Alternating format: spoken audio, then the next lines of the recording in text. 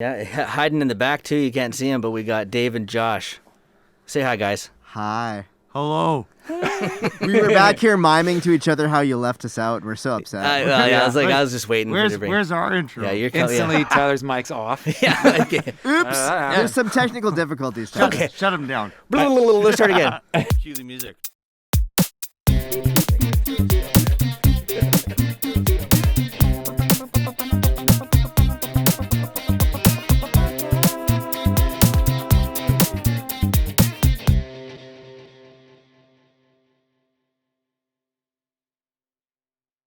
Okay, ready? Yeah.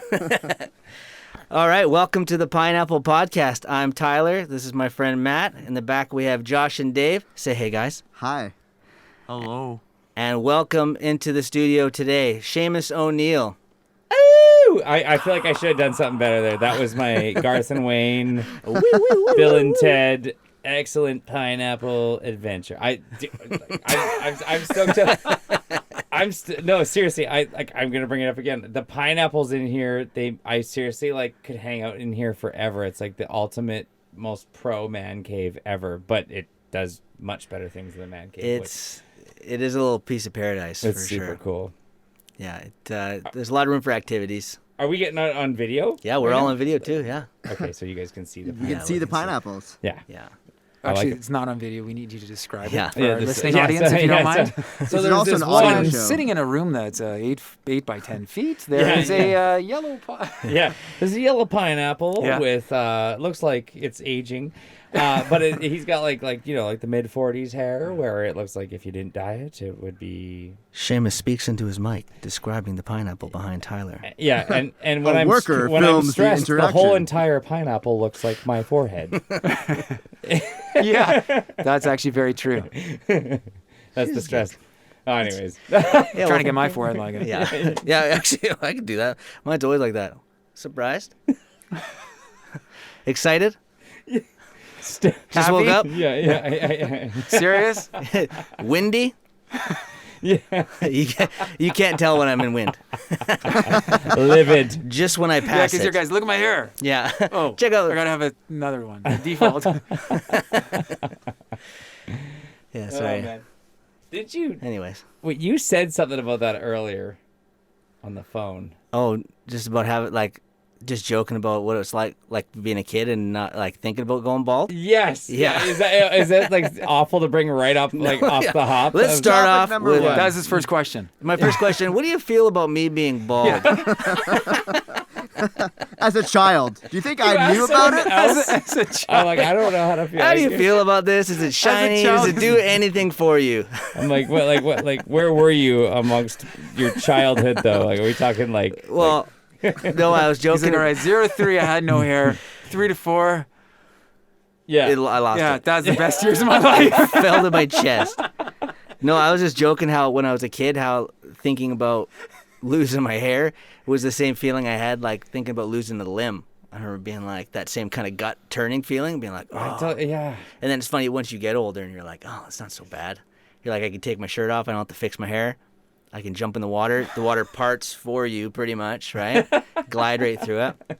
No one can catch me. Do you, just out of curiosity, do you still buy shampoo and conditioner? I do. Just out of oh, that's a bad habit. Yeah, I just like to feel. It makes me feel good. No, I do the 3-in-1 just because then you use it everywhere. That's Right. awesome.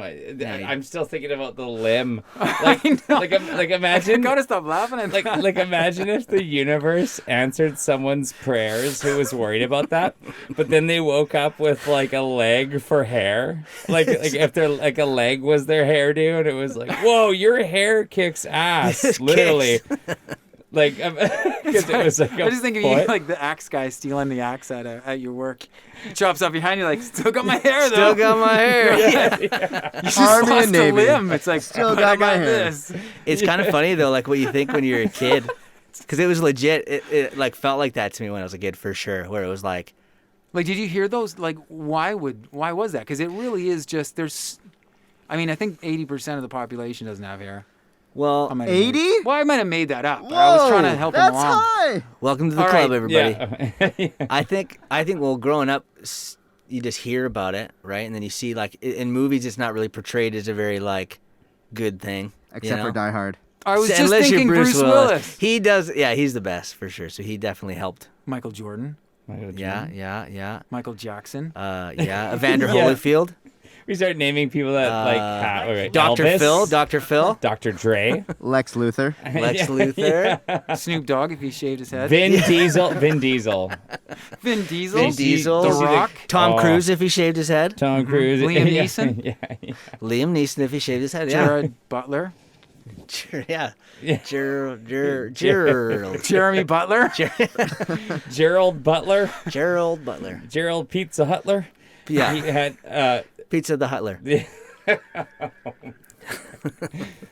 Yeah, so- pineapple upside down. But did somebody ever tell you like did you have anybody in your life that was also bald as well? yeah, like my grandpa was supposed to be, but he got like the plugs done, whatever they do, like they take it from different spots. And I remember being like, well, I don't ever want to do that. And then I just remember being like, well, hopefully that never happens. And then just kind of having the same general feeling of that. And then I remember being in high school and like standing under lights and being like, oh, you can kind of see in the reflection, but like, I'm going to stand not under the light. 'Cause I had Oh, very, like it was just thin? Like, yeah, very thin. I had like very light blonde hair most of the Dude, time. I totally get it though, because I like the men in my family are my dad's bald. So I totally get it. Like that actually that like. Were you afraid of that? Because your dad was? I still think I might Yeah. one day. You know what I mean? So I'm kind of like, yeah, do I want to get some, like you said, plugs? I might. But I mean, if they're gonna like, it's like I come out looking like alien. I just have like fangs. He can only afford Yeah. quarter of his head. Yeah. Guys, yeah. trust me, this is work in progress. I'm here for Yeah. the fang bang. It's like I have like spider fangs for hair. Yeah. You're always wearing some sort of a beanie on that part of your head. Imagine if like Yeah. that, like with the way the world is now, you could just get anything for hair. It's like, yeah, I'm gonna get these like 6 sunglasses, and they're just gonna be my hair, and like I'll just wear them on my head all the time. I'm gonna get a cake for hair, and then nobody can eat the cake, and then everybody will want my cake. What kind of cake would that be? It'd be velvet chocolate with lots like This cake does not exist. Or Yeah, for it. blondie. 4 inches of icing. Tiramisu. You know, you get those cakes and you're like, where's the cake begin? My cake's made of lady fingers. Yeah. Do you worry about it now, though? No, well, now I'm kind of worried it's going to happen, but as long as it doesn't, we're okay, right? As long as I don't go bald, right? No, just kidding. As long as I keep these headphones on. As long as I got these couple right here. Until the next. Now, It's like another phase. I'd actually rather, Yeah. I'd be happy if it would just like, would stop altogether now would be kind of nice because I grow it fine right around here, the cul-de-sac zone. No problems. When was the last time you've grown it out to the point where you were like, wow? Oh, Annie stops that real fast. Does she? Yeah. She's like, you got to shave your head. I'm like, are you sure? The flick. Like this? Are you sure? And does this? I don't know. I like it getting in my eyes. Yeah, That's no. awesome. I like I love how like if like you're such a comfortable person to be around that if like it's for anyone else this would not be like imagine like just confronting someone else with this conversation Right, right yeah. now. Like, How does it feel? Every time Tyler We're brings gonna do a it in, he's little like, warm so up you're round." going bald, eh? Yeah. It's like, Yeah, wait, get wait, to what? know you a bit. Like Yeah. Tyler's the caller outer. He just calls him out. Oh on it. yeah, yeah. So anything you want to talk What? about up top? Let's start from the top, eh? yeah. All our sponsors have to do with shaving. This is okay. Here we go. Oh, We were sponsored by Rogaine. We'll talk to you about it after. so what is your preferred method of shaving your head, Ty? What do you do? How do we go about this? This episode is not officially brought to you by Dollar Shave Club. Not Manscaped. You're not a Manscaped. No, I like Dollar Shave Club. It's awesome. All right. Yeah. Well, yeah. Dollar Shave Club works Every time. every time. all the 70% of the time it works All the every time. Yeah, no, it's great, and then it just kind of restocks it, which I love, because it's like it is a pain. It's a pain in the ass. Like I do let it go a little too far sometimes, and I just be like, oh yeah, I gotta take care of this. And then if I stay on it, it's actually way better. Just like most things in life. Yeah, I did notice that when I had, because I've got a lot of hair. Yeah. And it actually annoys me. It's interesting because like I hate to say this because obviously with our conversation. So Tyler, do you know how hard it is to too much comb you hair. my guys hair? every understand day? how hard it is to like wash hair. Dealing with all this hair. Sometimes when I'm swimming, it gets in my face. Yeah. But it's funny because I remember how easy it was when I had long hair. I think I was telling you guys that. I remember how easy it was to just. You remember long hair? You just, if you want to say, throw it back if that's what you You want. remember, Tyler? Remember hair? Remember having hair? from three to 6. You remember what that was like? Vaguely. Yeah, but I know now, having shorter hair, it's crazy the amount that you have to actually like cut it to Yeah. keep a style To keep shorter it that it down. actually sometimes just annoys me. Just stop cutting it. Welcome to my world. It's like Oh, one of those no. shitty front lawns, right? It's like dealing with your lawn. It's annoying. We let our lawn go That so could go so long that one many time. ways. So many things can get overgrown. Once again, we're sponsored by Manscaped. Yeah. Our unofficial sponsor of Pineapple Podcast. Do you guys want to talk to Seamus about some bands and music stuff he's done? We are trying to get out of this bad conversation. Yeah. We're trying to dig ourselves out of this one. Okay. Okay. We got a Okay. lot of stuff to cover. Tetris. Yeah. All right. Well, let's transition over to some music stuff here. So You who played. are You you? played in a lot of bands. How bald were you when you first started playing? How bald were you in your first band? Stop asking. Yeah. Where are we talking here? Because I ate I ate my crusts.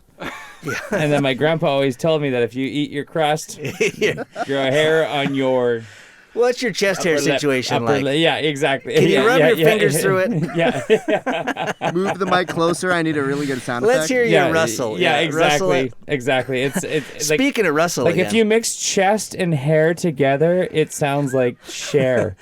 It's like That's not what I meant.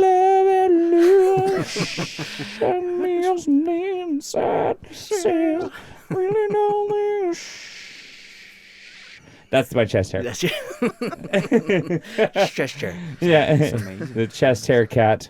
What I did want to get into though about you being in so many different bands, I kind of always wondered what is it like adapting with the different genres, right? Because you like when I first started talking with you, you were playing a lot of country stuff. Yeah, actually, that's a cool question because I love podcasts and I have like a squillion bajillion favorites. And actually, the funny thing is, I guess you listen to podcasts and it's mostly people speaking on behalf of their own band, not being a musician that plays in like a bunch of different, different bands. And the funny thing is, though, I've never like had to like jump in with like a jazz band, and if I tried, I'd get buried. So the truth is there hasn't been much difference there. I find when it comes down to things, it's less about the musicality of things and maybe more about the personalities, and it's part of the fun, but also part of the how'd you put it, like Challenge? Part of the challenge kind of thing, because sometimes it just so happens to be that like someone might hire you to play a gig and there are no practices. It's like here's the songs, we got some board tapes, so they'll have their mixer record the songs off of like live, and like they'll crank up the drums so you can hear what's going on with enough guitar, vocal, bass, whatever else is happening to hear it all. And then like it's kind of like, come prepared, and if you suck, we'll never call you again, kind of thing. And if you nail it, well, then sweet, you're in. And I'm grateful enough to say that I have never come across anyone that I would ever speak ill of. I love the scene. I love the people I've met. There's never been anyone that I've ever been like, whoa, what an asshole, or what a dillweed kind of thing. Like I've never thought that ever. And I'm not just saying that to like save my own ass. And like it's like oh, he's just saying that because he can't get it on record, and like he can't say someone's a We not can nice we can on bleep out dill. Yeah, Just tell us after, yeah. Dillweed's pretty harsh. You're not allowed to say dill. Dillweed, yeah. This is my favorite flavor love of dill. chips. What if it's my favorite flavor of chips, though? And I've met You tried growing in a garden. I've met a lot of people that are my favorite kind of chips. So and there's a before lot you- of bags in a chip. Before you keep going, one of the things that I was wanting to ask, because I think it's fascinating that you get a chance to to use, because it's a testament to not only your ability of playing the drums, but also your adaptiveness to go into a new environment with each, because each band has its own personality. You're entering into that. What's something that some bands are missing, like that could make your transition coming into that much easier? You know what the funny thing is like I said, like sometimes it is a personality thing where like I love being able to walk into like a space and be like, let's have a beer and let's play music, let's do what we're here to do. And there are there are some sorry, I just totally came up on the mic here, so if this is in the podcast, there are some times where you'll meet that one person that doesn't really, you know what I mean? Like sometimes they're not an awful person at all, but like you're like the new guy at school kind of thing, and they might be like, yeah, whatever, just go set up your stuff over there kind of thing, and you know, and that's that kind of thing, and that's just a me thing. That's not an everyone thing, but sometimes I'm super sensitive where like I'm like a people pleaser, so I always want to like hey everyone, like let's hug each other and stuff like that. So if I meet someone that might not be like that, like I feel like I'm like, oh, maybe they just think I'm a loser, and then I won't play as well, and then you know what I mean? Like I'm like, oh, I like the love and stuff like that. Sorry if I'm making that sound. No, I feel the same way. You get what I'm saying? Like totally. But that might be the one thing that makes it hard for me, is like sometimes you'll walk in and like it's just like it'll be like a room full of like, yeah, whatever, here's the charts, just you just go do your thing, and I've always been the type of guy where it's like, let's go have a coffee after this, or like let's go hang after this, and I always say like, okay, I always like to say like let's go have some drinks after this, but it doesn't even have to be drinks. It's not like it has to be alcohol. It's like let's hang out and let's. I wouldn't say no though. Like, yeah, no, me neither. Baileys with this coffee? Can I get a little bit of alcohol there? I'm in. I love alcohol, but I'm saying like if someone were to be like, no, I don't drink it. It's 11 in the morning. I drink like mushroom juice, and I'd be like, well, I'll drink. Then we shall have the best, finest, steamed nuts. Steamed nuts straight from the Canadian oak mushrooms you ever. But yeah, like I'm a vibe guy, I guess, is in a nutshell what I'm trying to say. No, but that's the cool thing, is that I think that you're right. Like when you enter into, we talked about this even with what a producer's role is, and my experiences were always not the greatest with producers. Whereas they always wanted to, we talked about this earlier, is change who you are. Yes. And then because I was younger and like, okay, and you've got to like, and it's interesting because I think of it now and it's like, instead of embracing the bands that are coming into the studio and be like, oh my goodness, we have this new gem. This could be a new Beatles or a new Radiohead or a new whoever. It was like, we're going to change you to be like my sound. And that's something that I think that, like, even with what you're saying, it's true. Remembering that when you have people coming in, because I remember even for us, we switched like people in the band and stuff, and yeah, we wanted to be like that. They, at least wanting them to feel a part of it. And I remember a couple times some didn't, and it was like, oh shoot, because like I felt gutted because like, well, crap, like I don't want people to not feel included and a part of it, and then you're not going to get the best out of them. Totally. Which is the whole thing about what you want, which is why for me, when I listen to any recordings of myself, I'm always like, that isn't the best of me because they didn't get the best out of me. I was being told you need to be more like this, and then I was young. I was still developing who I was, and like I was so impressionable. So I was like, okay, I guess if he's saying I need to do this or sound like this or act that way, then I guess I'll do that. And then it's fine because each one of the albums is a snapshot of like, well, that's where I was at that time in life. So I don't have regret on them, but it was all learning lessons for me. So that's why I think like I asked you that question, is because for bands that are looking at bringing people on, it's amazing how I learned over time too, that it's not just so much about even having the best musicians. Because I remember I was always fixated on, we got to have the best musicians. But you're right. Like how you were talking about, it's like personalities are so important that actually you may have somebody who isn't the most incredible musician, but their personality just vibes. They're like, this is it. And that's where, when you have a situation where it's unique, where you're hiring people to come on to, it's important to be like, hey, I need to be aware that we need to create a vibe. So how can we do that? What can that look like? So each person feels like, yeah, like we're here together. Even though we may be doing this for 1 or 2 nights or a week or a month, we want to create that vibe. So Yeah, we're creating a great vibe because even how you said too, you're like, yeah, it affects how you play on stage. it does. Yes. It had gutted me to know that. Like, you know, if after like 3 shows together, I'm like, oh, I didn't mean to do that. Right? Ah. Yeah. Yeah, it's funny that you say that because like you put it into way better words than I could have. It's one of those things where I feel like we're all probably pretty tender as musicians because music's one of those things where you got to do it because you love it. Yeah. And it's true because like otherwise we'd all just be like doctors or lawyers and stuff like that because Clearly. that's more surefire way of probably the best doctors. Probably like, yeah. we'd Top- be top yeah 2%. we'd sing to all our patients. Yeah. I'm healing you. Yeah. He's You not got guilty. a bullet in your chest, but you're gonna live. I said, repeat, you're gonna live. The family's clapping in the background. They're like dancing. They're like, she's gonna live. Heal me. Yeah, he's gonna live and she's gonna live. They're both gonna live. That guy's not alive. Doctor, they passed away. Yeah. I didn't get to the chorus yet. This is the doctor- pre-chorus. Doctor, that's the fifth one. The doctor gave body parts to both patients, but they both lived. You're like, listen, I have a really hard time when I can't get to the chorus, so if you could give me a second. Yeah. Have you seen my watch? Damn it.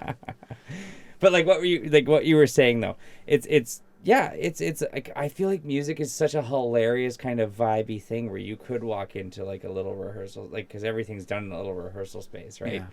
Where you walk in and instantly you're like, I don't feel very good about myself in here, or like I just feel like I'm not like, you know. It's vibe. Yeah, It's all vibe. like say you're like the guy that's like, I love drinking Jack Daniels. Everyone, I bought a bottle of Jack Daniels, and everyone's like, we actually don't do that My Earl Grey tea. at all here.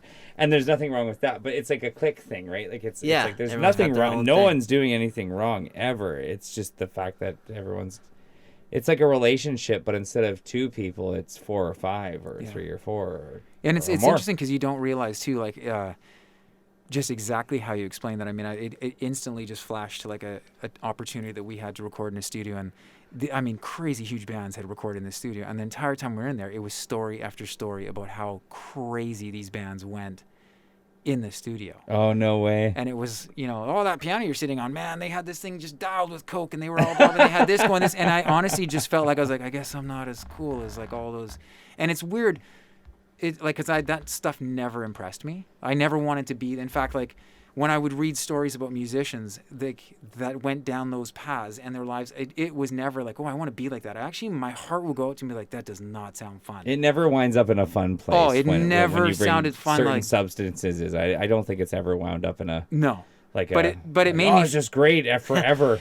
Wasn't that? Yeah. But it made me feel This though will that never like end. maybe my experience, like I was like, oh well, I guess I'm not as, because you guys have worked with these people, so I was like, well, I guess not you guys, but the story, like, and I was like, well, I guess I'm not as cool as them. So then I was like, I Yes. guess this isn't as fun for you. And then it was affecting me. I'm like, maybe I should just get my vocal takeover and done with, like, Should I just because get you outta do here? feel this level of like, because we are sensitive, we believe like, why did we get into it in the first place? Yeah. It's like because we felt like we had something to share with the world in a unique perspective, till we met all of these surrounding forces that were like, no, you need to sound like this, you need to act like this, you need to look like this, you need to do this. Over here, it's got to be this way, and you got to do that. It's like, but I'm so not none of those, and it's like, well, good luck. I totally get what you're saying. Yeah. So yeah, I can completely like even put myself there where it's like you walk into a room and you're like, I'm good, clean living, but I'm still fun. And then someone's like, well, Jimmy Page was like he had like 6 hookers and rails on, and you're like, well, I'm sorry if I'm so boring. Yeah. And then I totally get it. Do you Like, have the it's- number it's- for the local hooker agency? Do I Yeah. need to- Would that get a better take if I could supply you with those things? Well, I guess you better call Jimmy then. Storm out. Better call Saul. Yeah, but you don't think it impacts you, but then it's like those little things. So that even too, then I realized there was lots of times too, like for us, we had multiple members throughout Yucca, like when we were part of it, switching, and they're all fantastic musicians, great people, but just meant for different times, and realizing like some probably weren't ever supposed to really even be in the band. The opportunities just came up because again, like I mentioned, we weren't best friends that grew up in elementary school and had story and history together, and so we actually knew each other and who we were. This was getting to know people as we went out, and as the relationships develop, which we know even in life as human beings with just people that we get to know. Sometimes it's like, hey, you're great, maybe just not going to spend much time with you, kind of a thing. So I feel blessed that I had a chance to play with them, but some moved on, some stayed. But it is amazing how you're right, like having the right people in the room. We even know too that you step into a room. I mean, for me, I've always been very sensitive to the connection with like mind, body, spirit. That when, when somebody enters a room and you're like, oh man, like the whole room just changes, that would throw me off. So even at shows, anywhere, even backstage, if we're in the green room, wherever it may be, and somebody came out, like, oh, it could really throw me off leading into it. And I remember that situation with even being in rehearsals and just being like, wow, something's going on. Instead of just communicating and talking and saying, guys, maybe we shouldn't be rehearsing today, because they could tell stuff was going on. It's more important just to let them be who they are, let them feel what they're feeling, and go, we'll come back tomorrow. But it was like, no, we got to slug it out because all the other bands are out there slugging it. And like, we don't rehearse tonight. Man. They got more fans than we do. You're nailing everything I was trying to get at. Like, I feel like you put it perfectly. You're in my mind. Yeah, just cut everything we just said. Just cut it all and just put in what he said. Because it's true. It's you're nailing it. Exactly what I meant. Like. No one's bad or anything like that, but sometimes I find like music is so full of vibes. It's not like going to like a regular day job where it's like, yeah, I gotta log into my, like here's my username and I just have to do these. What's the password for the snare? I can't unlock my snare. What's the password for the snare? Okay, yeah. So when I'm off in 2.5 hours, and we'll meet at Cactus Club after kind of thing. So it's like it's a total vibe thing, right? Where you're all trying to do your best at at what you do, and it's like a vibe check, I guess. It's kind of a double-edged sword it's like it's so it's easy to kind of fall off the edge or to feel unvaluable or not good enough, right? But then at the same time, it can also fill you with like that value. Like it's also what makes me feel special and like makes me feel good. And then like, especially when you get up on stage and then it's the only, like one of the only things that I can do that time doesn't feel like time, it just goes so fast and I can just, there's not like I'm ever waiting for it to be done, other than like going home and seeing Annie and stuff is nice. But like, I don't really feel like when I'm at work, when I'm just like, ugh, like I just can't wait to get home. Like it's nice to go home. So I'm lucky that I've got somebody nice there, but at the same time, it's nice to have a job to do that you actually love doing too, right? So you can have the cake and eat it too, I guess, with this. Totally. That's cool. Yeah. I think that as we grow up as well and we just get more and more comfortable with who we are, it also makes it much more enjoyable. Like I was sharing that story with you, like when one of the last shows I did was a solo show. And I was mentioning, like, I have 2 girls, and I had never performed with my daughter's side of stage. And so there I am with my, like, acoustically playing. So it's super intimate for a huge group. It was phenomenal. I loved it. I loved the opportunity. For me, like, playing in my living room with my girls every single day feels exactly the same way. I close my eyes on stage because I'd prefer to be in my living room anyways. And I just feel like I'm right there. But I could hear my daughter singing. And it was the first time I'd ever performed with my daughter, hearing her sing. And oh my goodness, like she's got such a more beautiful voice. And I think she was like 2.5 or 3. Like, and I bawled. So cute. I could barely, like ugly crying, where you can barely keep together because you don't realize. I'd never experienced it in my life. And it was the most coolest like moment. But it's like, again, like coming into who we are and realizing like who we are as individuals and the uniqueness and the special aspect that makes each one of us special. And then what we do, I think it just gets elevated.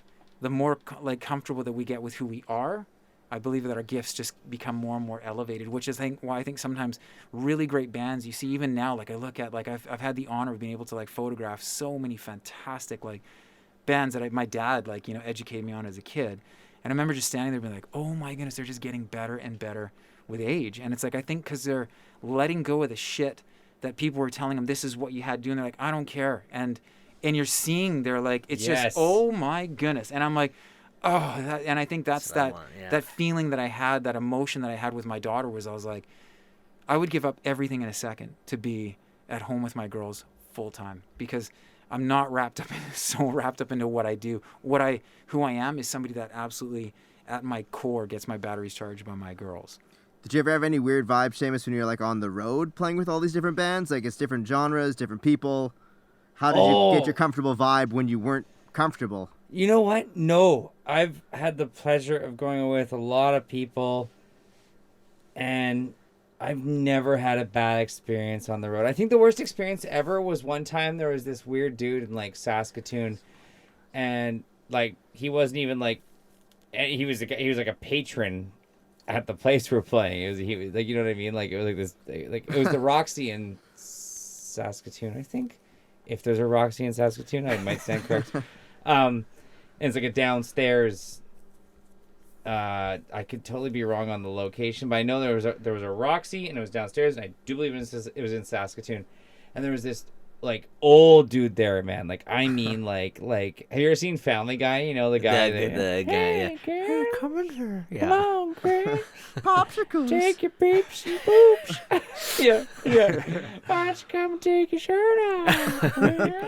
Come on in. And he was like that guy, and he dropped something in my drink. No. I'm not joking, man. I was like 18, 19. And let's say I was 19 because I would have been old enough to play there. Yeah. So. But like, yeah, like, so like he, like this guy, like. Did you see him do it or Oh, no? I saw him do it. Oh my goodness. Yeah, and I remember being like, whoa. So how did it taste? Yeah, he's like, oh, it's game time. Chugged it back. Yeah. I'm getting late. I didn't feel a thing. Yeah. Yeah. And it tasted like Kool-Aid. Yeah. My mama said, like the Bobby. What did you do though? What did you do? I was pretty mad. Yeah. But did you tell anybody? Oh yeah, I was choked. Like 'Cause that's it was unreal. it was a sound check. So it was like, you know how like you have, I'm assuming we've all done that sound check where the bars The lights open. are on. Yeah, the daylights yeah, are yeah. on. But it's like the regulars are in there at like and you're doing the sound check, and At like 2 he in the was one of afternoon. those guys, right? And so like they totally tossed him out, and I remember them being like, he's a regular here, and like you know, Wow. and I was like, what the. It was super weird. It was super weird because I don't think I knew how to react, because I was like, Yeah. so. It's not usually like you prepare for touring in that Yeah. that situation. But other than that, I love touring. I still feel like I'm like 20 years old when I go on tour, and it's exciting, and Yeah. you go with your friend, because I still dream of that. That's what sold me on music, was like the rock and roll dream. You know, like going going away with your friends and making friends and meeting new people and playing music and Doing what you love. I love that. I still love that to this day. So I've never had a bad experience. I can segue into a good one actually. Okay. Sorry, I totally did not think of this one before. I got food poisoning. This is the good story? No, This this is- is a good bad story, I think. This is a good bad story. Oh, I was confused. Well, I was because like, I was thinking, I was too positive there. Like I was just like, it's all good. Everything's been great. I love everyone. I Give love us sniffing. the dirt. I'm gonna smell everyone's hair and Yeah. and Not Tyler's. Aw. I'd still sniff it. Whatever's there, I'll It smell. still smell. You used to smell my toque. It's Probably got the same just smell. Smell better. Wait, wait, It probably is that smells 3 in better. 1? Yeah. Is that it's 3 in 1 head and Some shoulders? smells 5 in Yeah, 1 yeah. here. Yeah. Speaking of being That on would be tour, lavender. 3 in 1.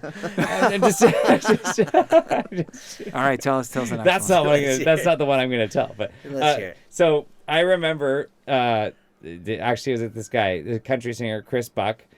It was with this Chris Buck band, and this was before we were playing this small place in Quesnel. This was before he had any of his singles on the radio, right? So it was like this small place, small gig, but awesome because we'd been up there before. And you know when you go, you know what I'm talking about, the small town Yeah. gigs where it's Yeah. like it's a party. So we get up there, and how far do you want me to go with this story? Because there's This is enough. Let's move on to the next. we got it. Keep going. So we get there, the bar feeds us, and I won't mention the bar name because I don't think it was from, I can't prove it was from them, but no names mentioned. So anyways, I eat dinner, and we're halfway through our show, and I've never felt this way before, man. Like, I mean, I'm talking like the nausea. of being like I'm sweating and I can't like I'm like and, like literally like my like I turned into like the world's worst drummer. So like everyone's turning around and on stage and staring at me. And They're looking at you like, man, he's so into it tonight. yeah, they're he's like, sweating. dude, how many shots of Jack Daniels did you like what? And they're like, are you okay? And I'm like sweating and my pupils are like that. Oh no. It was super weird. Oh, no. And I know I got food poisoning, so and like the hotels were above this bar, so where our hotels were. So I literally like run upstairs and like this is halfway through the set.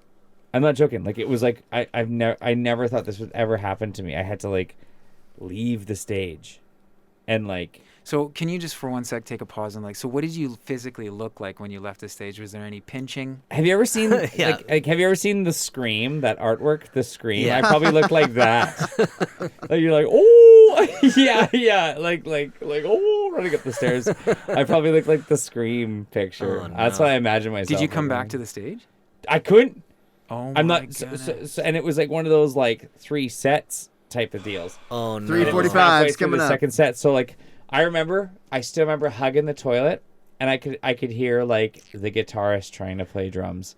I could hear Oh, no. the banjo player trying to play drums. Like the whole night turned into a damn joke, and it was so I've never felt that guilt, and I couldn't do anything about it. I was like What do you do? profusely I mean like the singer was like, dude, you better.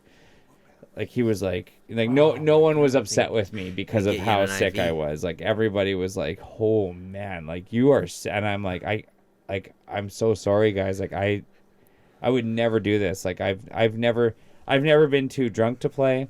I've never been like I'll show up with the flu, obviously not COVID, but we're not playing with COVID. Yeah. But you know what I mean? Like I've never done anything like that before, so it was terrible. And luckily everyone, like even the owner of the place was like, oh dude, Sorry about my food. no, he was like, I'm not mad at you at all. He was like, like you were, like I tried, Wow. like I tried. That's and, crazy. And they were just like, you were sick, and That's too bad. Stomach stuff messes can Yeah. cripple you. and then there was like this. It gets crazier. There was this girl there, There's more. and there's like, and I'll go down this path. So my wife's gonna hate this story. There's this girl there who was like, I'll take care of you, and like, it was like outside the hotel room door, like with like, and I was like, like things were coming out both ends, and I was like, Oh, I'm no. not letting you in, and so it was hilarious because I had to like accept like chicken noodle soup from like some like club going girl. I was like, I'm gonna take care of this guy, and like it was like 4 a.m. by now, and I'm like answering my door. That's as far as I'll go with that story. But like, Oh. She's on next week. yeah, she's here next week. Yeah. The thrilling Wow. conclusion to Her Instagram is at mudflaps86.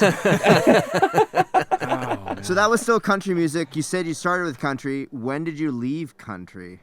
No, I started with rock. Yeah. Oh, okay. And I still am. Like rock's my thing. It never left. I love rock music. I will never stop loving rock music. Rock music is my thing. It's a need to live. Yeah, it's the way it's what I need. Yeah. Yeah, so like actually it started with when I got we were talking earlier. I don't know if the tape was rolling, but It's always rolling. it was when I got kicked out of school was when I got my first real band. really? Yeah. Like that was the story that you mentioned. That was when you got your first Yeah. round? So I got booted out of school. Did you start it in jail? Yeah, so I got booted out of school. There we were making instruments out of Yeah, shoestring. yeah, Oh no, yeah, you don't yeah, have shoestrings, so Yeah. Yeah. it's something else. We had the melted down toothbrush Yeah. washboard. I was Shaker. playing beats on my metal bed. Yeah. I had 2 options: Yeah. hang myself with my boxers, or turn them into strings. That's where I met my singer, One-Eyed Willie. And I chose both. And that was when I came up with a new sound. Anyways, this is my single. Yeah. 1995 was a wild time. everyone. Yeah. Doing time. 1982. So did you start your first band? No. Well, I started my first band when we were like 14, and like we pretty much like tried to grow our hair long, but it turned out looking like a mushroom. And we tried to like mail tapes to Ozzy and stuff like that. We would record ourselves like playing with one microphone in the middle That's of the room. hilarious. And we'd be like, Ozzy, we love you. And like, this is Paranoid. That's what you called? No, Paranoid? we called ourselves Crave. It Crave. was Crave with a K. But then I got booted out of high school. So I'll try and keep this short. But like, so I got booted out of high school. I was in trouble. Luckily, I was 15. And so like I didn't get charged with I got charged with assault, but I didn't it didn't Doesn't stick. it sticks. It doesn't stick. Well, it probably does in some places. So I probably couldn't be like a Lifeguard or lifeguard. I threw that out there. Yeah, it's like I could never work at the cornflakes. They've got a strict. Imagine if you had to work. You can't work at the M&M factory. Yeah. I would try to be the guy that puts them in alphabetical order. Yeah. But like they would never let me do that. Throw out all the W's. Yeah. Throw out all the W's. Yeah. I'm so good. Yeah. I've got rid of half the defect I win this fight. So anyways, I'm kicked out of school, and my dad and my mom totally was like choked. My mom was so upset with me because she's like, "You're going." Was it really out of character for you to do what you did? No, it wasn't, because I had just lost an uncle, and that was awful. It was I was so close to him, and he died when I was 14. Mm-hmm. And then my band teacher, Miss Drager, God bless her, she was amazing. She was the best teacher ever, and I will go toe to toe with anyone who wants to deny me of that, because she was amazing. And she was 28 at the time. That seemed old when you're 14, right? 15, right? It's crazy. And so she died of leukemia. Oh, no way. And I remember that being a real hit to me.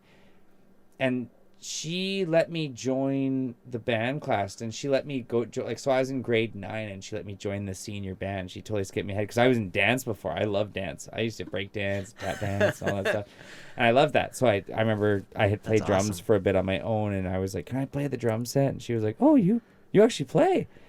And so she's like, "I'll tell you what, this is where I'll place you if you join band next year." And so grade 9 comes, and then she died, and it was so sad because it was so weird, because I really looked up to her, and then I had just lost another family member.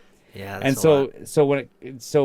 it was in character for the time I was in, but I just turned into that rebellious kid, and I was angry, and I was there was a few times where I was getting in with the wrong people, and just throwing eggs. Yeah, just throwing eggs, dropping bows in the pit. And so this, of course I got in a fight with a kid, and then I wound up in with assault charges and stuff like that. And looking back, it was innocent compared to if 2 adults were to do that, but still it was not cool on my behalf. And so I wound up being booted out of school. I had to go to court with, and I remember my dad had to take me. My mom was so upset with me. So I kind of went and stayed with my dad. My parents were divorced, and I kind of stayed with my dad, and he felt bad because I was super grounded, and he felt bad after a week of me waiting to be transferred to high schools, and and when you were back then, if you got in trouble, it was anger management is your punishment, and you had to go to do the anger management classes and stuff. So my dad felt bad for me, so he left me $20 to go to the music store to buy a guitar magazine or something. And I was playing guitar in the music store, and there's this guy, and he's like, "Hey, you're pretty good." And I was like, "Oh," and I had been messaging people. I had been responding. Do you guys remember Craigslist? Oh yeah. Or sorry, not Craigslist, the Georgia Straight. Oh. Remember that? All the bands used to put their ads in the Georgia Straight. There were more types of ads in that. Yeah. There was also the personal ones at the end. Oh, where yeah. It'd be Swedish. You were wearing red. Yeah. Smiled at me elegantly. Swedish bodysuit. That's all that needs to be said. I missed my chance. I hope it's not too late. Anyways, In you. So I would respond to those and stuff like that. And I remember actually there was bands that you and I would, and you would totally know that I would respond to, but I was 15, so I'd phone these ads, and they'd be like, "How old are you?" Like, I'm 15, and they'd be like, "Oh, dude, like we're looking for someone that's at least 19. Come on, man. Come on, Yeah, dude. like you hear click at the end of the. And so, like, luckily, I was in a music store because my dad gave me $20 to buy a guitar magazine, and sure enough, there's this guy. I was playing guitar, and he's like, "Hey, you're pretty good at guitar," and like I just jumped on it. I was like, "I'm a drummer actually," and he was like, "No way, we're looking for a drummer," and I was like. Sweet. So I like went through the whole gambit and the whole 9 yards I had done, on the phone with every, Georgia Strait response that I had ever gotten. And I was waiting for like the whole, oh, you're that old. 15. But this guy was like, we'll make it work. And they were young. And it was a band that we ended up calling Far From Saints. We were like young. We didn't, we didn't ever get too far. But maybe this sounds conceited, but we were good for our age. Like Yeah. we played together for like 4 years and we did good and we did all the stuff and That's cool. and I was really proud. But then after I graduated high school, I joined a few different bands, and that was when I kind of got into the scene, and they were all rock bands. Man, I miss all the rock bands. I miss bands. Yeah. Bands aren't really like a big thing right now. It's all singers that just like have the same four guys that play for everyone. Pretty much, yeah. So when I left high school, there's a band called Beyond the Fall I joined, and they were amazing to me for everything that I went through. I got to go on my first big tour with them across the states, and we played with your band, like, which is crazy cool now that we're sitting here together. That's bizarre, hey? Yeah, It's hilarious. I remember going nuts over Yuka's cover of Sabotage, right? Yeah. Yeah. Oh man, you guys. I remember you talking about picking that one. You guys slayed that song. I remember our singer going nuts over it too. He's like, "Wait till you see Yuka's cover of Sabotage. It's so good, man." And It's I funny was like, because okay. it's like hilarious because that was one of the things that I remember. Again, it was sort of like being able to slide my hip hop roots into like rock. Yeah. Like, how did you do it? Because again, like we were mentioning about, I always loved hip hop and I loved that movement and stuff. But it was, how do we slide this in here? And I was like, well, what about Sabotage, guys? Like, and throwing it in there was just like a way. And it's interesting because I think we even did Bust a Move. We threw that in there as well. Oh, that's We awesome. did a version of Bust a Move and stuff. And that was part of it, was wanting to shock people. Yeah. With like, I can't believe these guys are. And so I think we actually unveiled that one. The first time that we did it was Canada Day at Plaza Nations. For some big, there was like 10,000 people, and I remember everybody just stopping, like, "What the heck?" Because everyone knew Sabotage, but that was the point, was to just stop people, and even if they didn't remember anything else, they remember, man, Yuka killed it with that, and so it attracted people, and so that we became so well known for Sabotage. It was, That's sweet. Yeah, yeah. like you guys just crushed it too, and that was a cover, and your guys' music. Your original music was amazing too. I remember like following the Seeds, and like I was just blown away by you guys. oh, that's cool. You guys are like one of those super groups. Because I remember like, so the sorry to answer your question, Dave. The rock country thing. No, it wasn't me. Josh. It was oh, Josh. sorry. I They sound the I'm, same. Yeah. I'm actually on the mic now, but it was Josh who said that. You knew. like, so like I remember when I first got into music, like by the time I was 20, I had played in a few bands like that you guys might recognize. Like I played in Beyond the Fall, which was Super Being. Yeah. I played in a band called Rally Car. Rally I car, remember yeah. Rally Car. I played in a band called the Veer Union. Oh, I liked Veer Holy, Union. I liked briefly. Veer. That's awesome. I When played they in a band Veer called first? On Holiday with like a guy named Matt Rode. Yes. Like the bass player. He played for like Art of Dying and stuff like. I didn't play for Art of Dying, just to clarify. And like there was more. When you were in Rally Wow, car. you got I around. played with a band called Chrome. A guy named Sean Oh, Meehan. with a K, right? Yeah, Yeah. yeah. When you played in Rally car, did you play with them when they did the show at the stadium? Oh, what? The Ravens game, I think it was, or the Giants? No, I 'Cause went they to. played that Battle of the Bands that we played where we won the Mushroom Oh, Studios. They were no like way. a headliner, that Rally Oh, car. cool. Yeah. Oh, that's Oh cool. yeah, they did that a lot. I remember they do. Did you guys remember those Battle of the Bands? They used to. I can't remember what it was. It was like they'd always be at the Tom Lee Music Hall and stuff like that. Oh, no. There were those. I remember used- that like we got asked, and again, because like, yeah, growing up, like you're just like, we got it. For us, it was always about, I mean, the competitive edge gets in there, but we were like, I missed that. As soon as we would hear, Yeah. hey, there's money, we're like, we got to get it, because it was just, for us, it was a way to enable either recording or touring or gear that was needed or whatever. Totally. So we're like, we'll do everything, until we started realizing there was a few of them that were like, these are scams, I think. Like, Yeah, because it was like there was some going through. We're like, this sounds really scammy, the way that things were getting pulled off, and then we started kind of giving up on that stuff because, yeah, that was Well, Bodog. Remember Bodog Battle of the Bands? Oh yeah. We got a sticker I found. I pulled out my old power rack and we had the sticker on there and we changed it. It says "Fuck Dog Battle of the Bands" because we were just like, we had so many people come. We sold so many tickets and it looked like one of those things where we're like, all about we're like, the oh, selling it's got to the be like, tickets. Yeah. it's got to be like, oh, we got to be at least like top 3. And then it was just like the pretty freaking done up like wearing like the nice buttoned like fancy high class rock styly stuff, and then we were just kind of dressed normal and didn't really have like I guess we didn't really have an overall as good of a look as they did, but I remember being like, I think it should be more about the music, because that used to piss me off. I'd be like, yeah, me too. Okay, I wanna interject for a sec. You said you miss bands. What do you mean? Oh man, that's loaded. I know, it's broad. I wanna hear what you mean. like working out, kind of like elastic bands. Because I know what happens when people say this, and people will come at you with like a million bands that you can go see at like your favorite local club. But I hate the fact that there are great bands out there. So I will never take away from the fact that there are like, there will always be the next Eddie Van Halen. There will always be the next John Bonham, Neil Peart. Like, but the problem is right now there's not like a spotlight on that stuff. So it drives me nuts. Like if you really look at the mainstream bands, it's not in right now. Like when it comes to like. No, there's like, and it's a there's lot one, of everything. Everybody's switching over to like programming and stuff like that a lot more, right? And like the one band that I like majorly get on one knee for is Greta Van Fleet.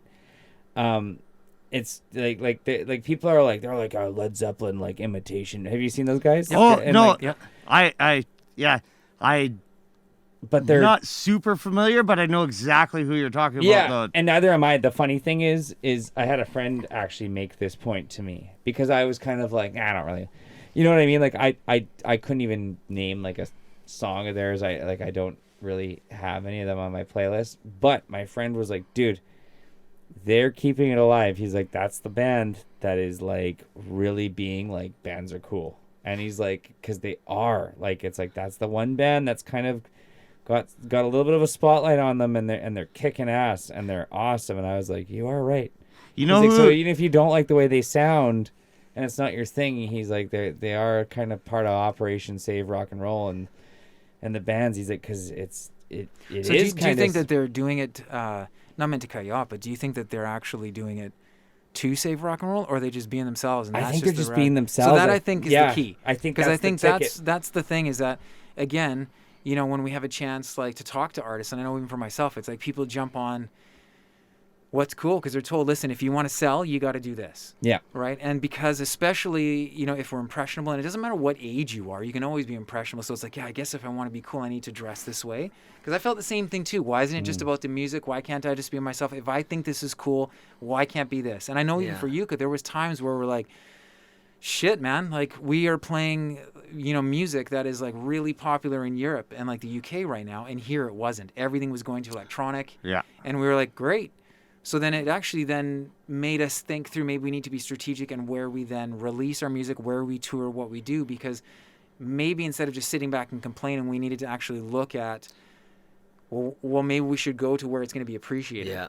So I think that's regions of release is huge because you can do all the stuff that's dead here right now and it'll sell in Europe. Like Sweden's all about like the heavy rock and all that kind of stuff. Yeah. It's huge there. Yeah. You could still do everything that you were doing 10, 20 years ago here, and like they've progressed. They're doing the same thing, but it's not the same. They're not doing like fizzled out rock that's 20 years old. They've moved on, and they're doing like 20 years newer rock than what we were doing then, and it's still popular over there. But that's where I think that like coming alongside each other and being able to support. So saying, you just be you. If rock is your thing, do rock. Yes. And we're going to help you get to that place because we're going to come along. And that's what we even talked about.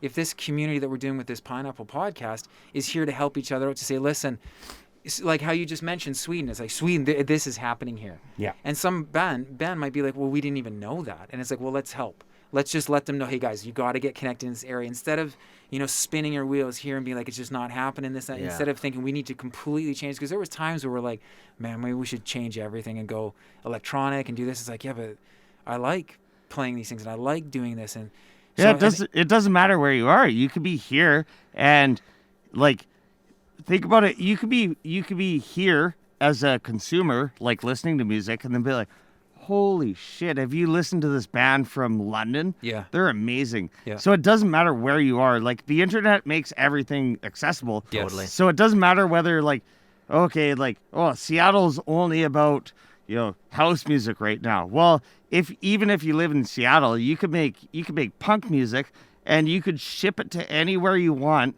easily. It doesn't matter the genre you're doing. You just need to know where to ship out to the markets and market on social media, basically. One of the things that you said is key, though, is you need to know. And there's a lot of bands that they don't. And I think that's where, when I talk about community, to me, how I felt is that I feel like you're a valuable tool, and you're a valuable tool. And Tyler and we got Dave and Josh. They're like valuable tools. And it's like, so to me, if we can be a community where one tool is like, listen, hey, I know more about this market. Like this area is here, because I think that's the thing, is that a lot of times, even for us, we were just struggling because we were trying to do it all. And then what ends up happening is sometimes the musicianship, the songs suffer, all that suffers because you're not putting as much time and effort into that as Totally. you can, because you're thinking, Totally. well, we need to confine to this because right now where we're living in British Columbia, Canada, this is what's big, so we better change our style to be like this, instead of if we're actually an active community where we genuinely care for each other, because there's enough to go around for all of us. There's so much to go around. Mm-hmm. But then how cool would it be to know that, well, maybe if I just reached out and said, hey, I can totally help you. I do know that there's a community that's in Sweden that has this. It's like, really? It's like, can you, yeah, I'd love to help you get connected with that. Bingo. And it could be just like a couple little simple things, but to know that tool can change somebody's life. And I think that's where, I know for us even too, when we were looking at man, where do we go? And that's why we ended up going to Japan. Mm-hmm. It was a big one. It's like, well, I guess we'll just go. We tracking where things, who was downloading our music, who's who was downloading, requesting. and now it's become even easier where you're able to track your analytics and look into it. And again, though, some people may not even know how to do that. So if the community actually looks out for each other because we want to see each other thrive, it's interesting because that's where I look at, being involved in team sports really helped me to realize that we didn't win with just one guy. Yeah. It took everybody, right? And it's interesting because I often forget, when we're in this, sometimes it's like, oh, that competitive gets I won the battle of the bands. Yeah, that's great, but everybody else might feel like shit, but there's enough to go around, right? There's enough for everybody to go around, and I think that if we do, Totally. yeah. Anyways, I do think that if we thought more of a team aspect to what we do, we'd have a lot more thriving musicians. It's cool Yeah, though too, because you can everybody's so not now, actually. It's changing quite a bit because people are starting to be open to different ideas and shit like that. But in the last 10 years, going up to maybe 2 years ago, everybody's been so no, this is my fucking genre. Fuck those. And very clicky with stuff. And stuff is starting to blend a lot more. Me personally, I really fell out of, I was huge into rock, from Limp Bizkit, Korn era up to Yeah. Audio Slave, blah blah blah, all that kind of stuff. I was huge, that was my rock period that I was into it. And then I was done with it. I got out of it. I got into other kinds of music. I didn't like it anymore. And not even recently, it was 4 or 5 years ago, I had a band I came to recorded, and their influence was Royal Blood, and they showed me that, and I started listening to that album. I'm like, oh my god, I love rock music again. and you know what's cool about them is they're a 2-piece band. They play all their shit. They're a live band that plays their stuff, but they layer their sounds and they make it sound modern. And you could do live music and still cater to the you can't achieve that sound now with with like live music or whatever. Well, you could layer in samples, you could do whatever, but like the sound that those guys achieve by actually playing live, that's they sound so unique now, which is really funny to say because they're just actually playing their instruments. They're not programming it. They're just layering it with really cool mixing. You get the energy. And That's crazy. But you I get didn't the know that. energy of this like really amazing. So it's a bass player and a drummer, and the bass player has pedals. He has like octave doublers, and he'll like snap on like 4 or 5 of them in a row, and like some will go to fifths, some will go to octaves, and there's like and he has this huge like symphonic sound. All he's playing is bass, and it's like and it sounds like guitars and bass and everything all playing at once. But you just use the studio magic, and you can make live playing sound that way. And it's simple if you do it that way, and you can achieve a modern sound. So true. Well, I think That's that's awesome. It's I cool didn't to know hear that. like your passion for that, because like that's Well, I just really like musicians playing. It's sad there's not so many musicians playing anymore. well they are. It's just taking on different tools. Yeah, to get the jobs But accomplished. that's what I mean. Yeah. It's And that's where I was like, what I mean though is that like when we were coming up, and I remember we'd have questions about certain things. We didn't dare ask any other bands because other bands were like, I'm not telling my secrets. Right? Or they judge you. Yeah, where now I think, oh man, we had a lot of secrets we could have shared with people that we learned, like all of the times, and I'm sure we all have those stories of like courting all different managers and all the just bullshit that the managers told us, and labels and lawyers, and sitting down and going into the hotel rooms, and it's like, oh man, like I talked to you guys about, you got to kiss these people's ass if you want to get your song on the radio. Yeah. And I was so anti that person. But the thing is, if we all came together as a community and be like, we'll help you out. Like we've been building these, we'll help you out, because like great music's great music, and there's enough to go around, and it's not so much just about being like, listen, we're the one good band that's in British Columbia, and there's going to be no others because we're going to not be able to make money in British Columbia. It's not Yeah. that at all. In fact, like Dave was just saying about how small the world is. It truly is, and this is a phenomenal time to be able to play in multiple bands, have multiple sources of revenue. And I wanted to get to one of the questions I had for you was, when you were younger, what success looked like for you when you were younger? Does it look like that still? Oh, wow, that's a really That's good a great question, because a lot of the time I think I am. So when I was a kid, I didn't even want to play drums.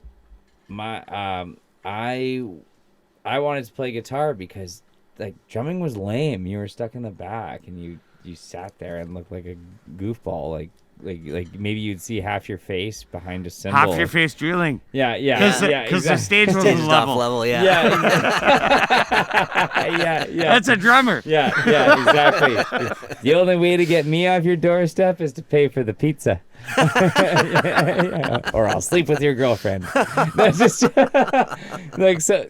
just gets up and leaves. Good podcast. Really sorry. You mean you guys didn't order a pineapple pizza? Yeah. Only pineapple? Yeah. Shit. No, man, it was mushrooms and pepperoni.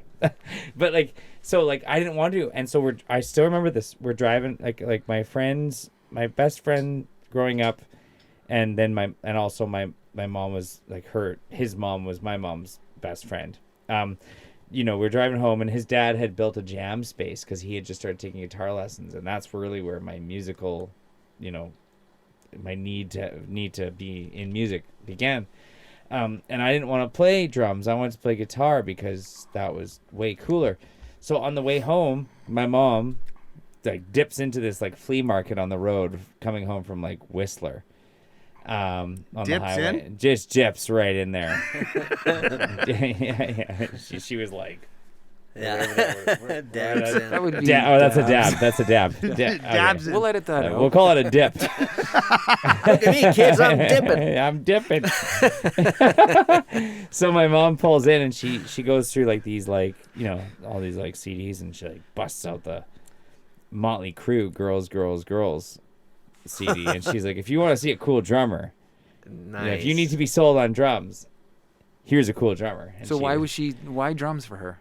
I don't know, which is crazy because you would think as a parent you really had a thing for Tommy Lee. No, Motley yeah, Crue. exactly. She nailed Tommy Lee Yeah. when she's a teenager. And why not Phil Collins? Yeah. Have you seen the guy? I just check. He's bald, isn't he? No. Oh, we're back Full there. circle, oh man. So like she and of course she sticks this CD into the player and we drive and I'm like, whoa, the drums sound huge in this, and I'm kind of like, whoa, but I'm like a stubborn like 13-year-old where I'm like, yeah, it's all right. Yeah. I still know best. I still like think I don't know. And so anyways, I get home and I go on Kazaa, that's the download site, right? And I download, it takes like 4 hours to download the music video for Wild Side by Motley Crue. And it's the live footage type of music video. And there's Tommy Lee in the breakdown just spinning upside down on a drum set. And that right there was like, that is what I want to do. You're like, Mom, I am joining the circus. I'm going to join Motley Crue tomorrow. So I sent my resume in. I'm 15 or 13. Yeah. And so I get into that and I'm like, oh man. So like you were asking, you were like, did what sell you on music? Is it still the same? Like what sold you on music then? What was Is it still the success same? to you? Is it still the same today? And the weird thing is it's funny because that question blows my mind because the whole rock star thing, did sell me on music, like who's a bigger rock star drummer than Tommy Lee?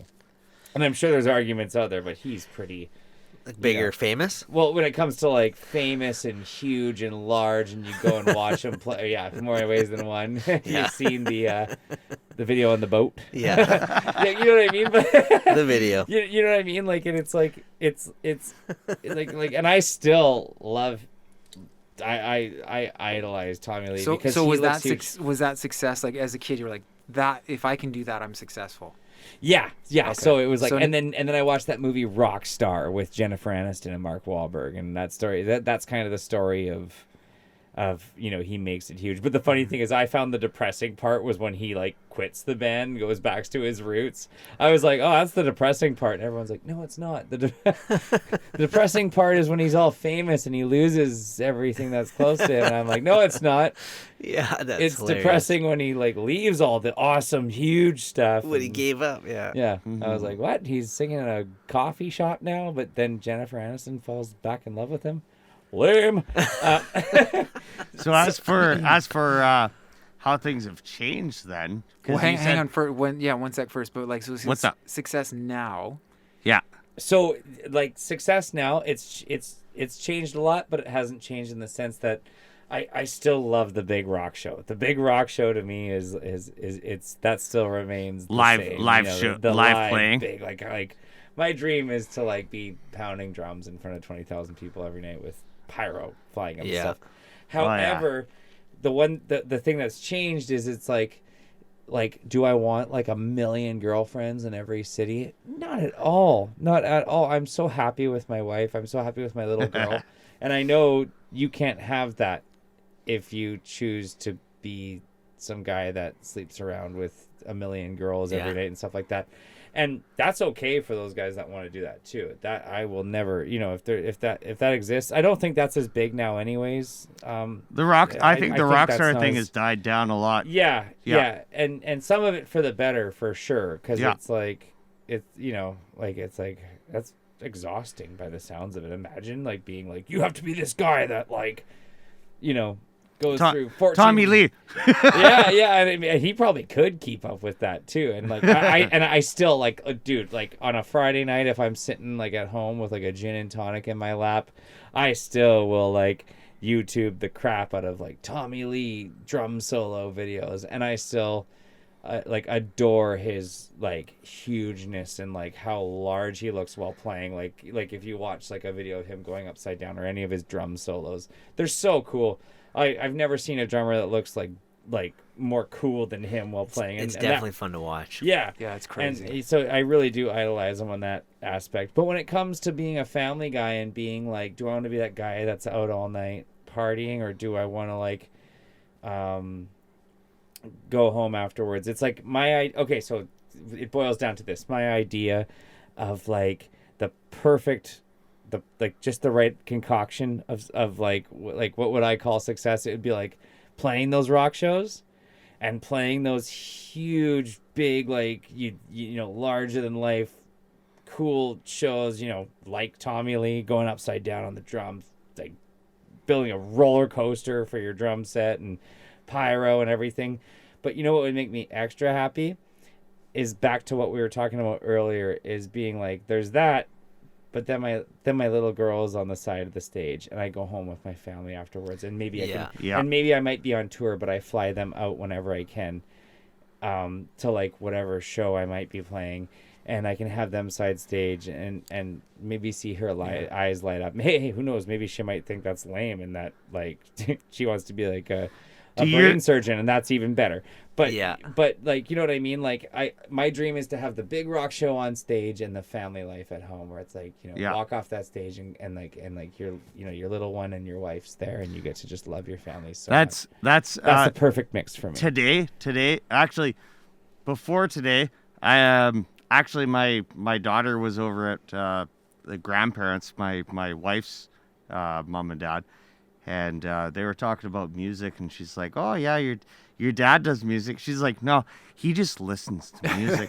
And they're like, "Oh my god, that's awesome." So anyways, today Rosalyn was out with Reese, our youngest, and I was doing some mixes this morning, and they're like, I had her at home, and I never bring the kids out here because it's like, I'm coming down to work, and it's like I don't want the kids here because the distraction, whatever. And so but today I was like, okay, you know, you come out, you're gonna do some like reading practice on your iPad or whatever. And she sat down behind me, and I started going through the mixes and stuff like that. She's like, it was some covers and some originals that we recorded here, and we went through. There was what's the song she did from what's his name? The guy with all the tattoos on his face. Oh, Post Malone. Yeah, that, you know the song Ashley did? Yeah. What was the name of that one again? Wow, congratulations. Circles. It's the one of the big ones that he sings all the way through.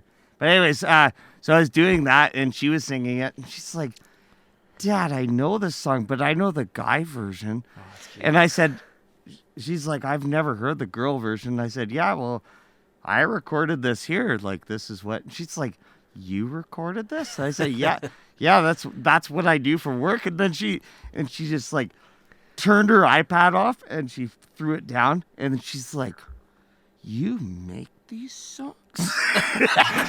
Like, mind blown. Yeah, I'm like, oh, she's proud of me. That's like awesome. It's like a Step Brothers moment. It's like, did we just become best friends? Yeah, I know, right? Do you want to do karate in the garage? Yeah. Yep. Yes. You're like, yeah, I actually do this stuff. She's like, wow. That's okay. awesome. And then all of a sudden she was sitting there with her like your chin on her hands, just kind of watching, going like, I love this music, Dad. Yeah. I can't believe you make this. That's so funny. Well, it's pretty damn good. That's for sure. It's interesting because like when we're talking about success and what it looks like, it's you know, when you look at your life, changes, man. yeah, and when you look at your life now and where it is now, where it was and where it's gonna go. I mean, I know even for us, like I mentioned, that we sat down and thankfully, like my father-in-law was our business manager for the band, and he sat us down and asked us about what success would look like for each one of us, and it was completely different to all four of us in the band at the time. No way. And it was like, oh wow, because we're all four different people, and it's interesting because it was phenomenal to hear that and to realize too that it changes. And like, would you have ever guessed? Even for myself, I look at it and it's like, okay, well, I would have never guessed that I'd have been in the same band but with so many different people, because obviously like it was like, oh, you know, I mean, even if you look at your story, it's like, so you see this one band, they tour together forever as the one band, and you're in that one band, so that's what it's going to be. And now you look at your life and you're like, well, wait a minute, I've been a part of multiple bands, I have multiple sources of revenue coming in. Even in my own life, I didn't never realize that I would write for TV and film and other artists. and this and like I never thought of that because in my mind, when I first got started, nobody had even opened up those opportunities for me. That hey, by the way, you can actually be at home and receive checks in the mail. It's like, wait, what? Like, no one talked to me about that. So success looked one way. Yeah. And then it's interesting how if you're not open to adapting and going with these things, how it can be a real big letdown when you realize that you're right. Like even now you look at what your success is, it has changed, but you're still being able to be who you are and do what you love to do.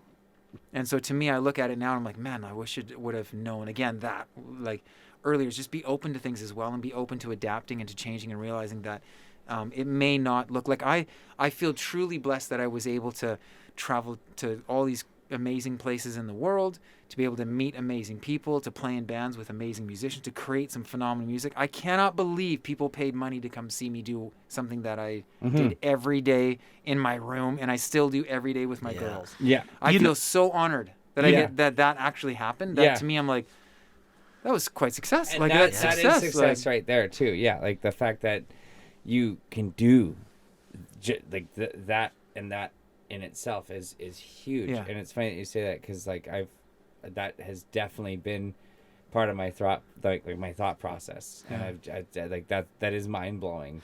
You know what I will say even is the fact that you said you've been to Japan like to Yeah. play music.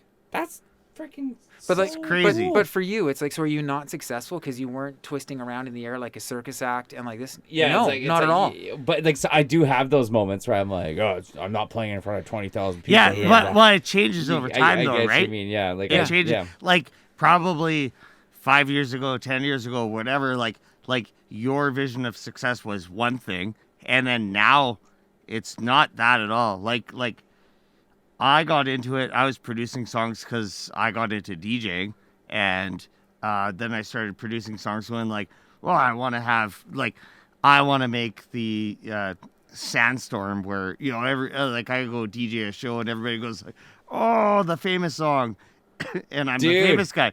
But like now, I don't care about that at all. I don't want to be on the stage and do that. I just want to my vision of success. I want other artists to come into the studio and then have them go, thanks for helping me make my dream come true. Like That's cool. it's totally really cool. changed. I don't have the desire to do what I wanted to do before. I have a totally different one now. Speaking of, I loved what you did with War Pigs. Did you hear that? That was dope. I thought of one. You know what you should I for some reason like literally like when you were saying that, I had an idea across my mind like about like 28 seconds ago. And it would be sweet if you did like, Paranoid by Sabbath. No, Like, I feel ashamed. Oh yeah, I know that one. Yeah. Because Yeah, I know the song. I know the song. It sounds identical.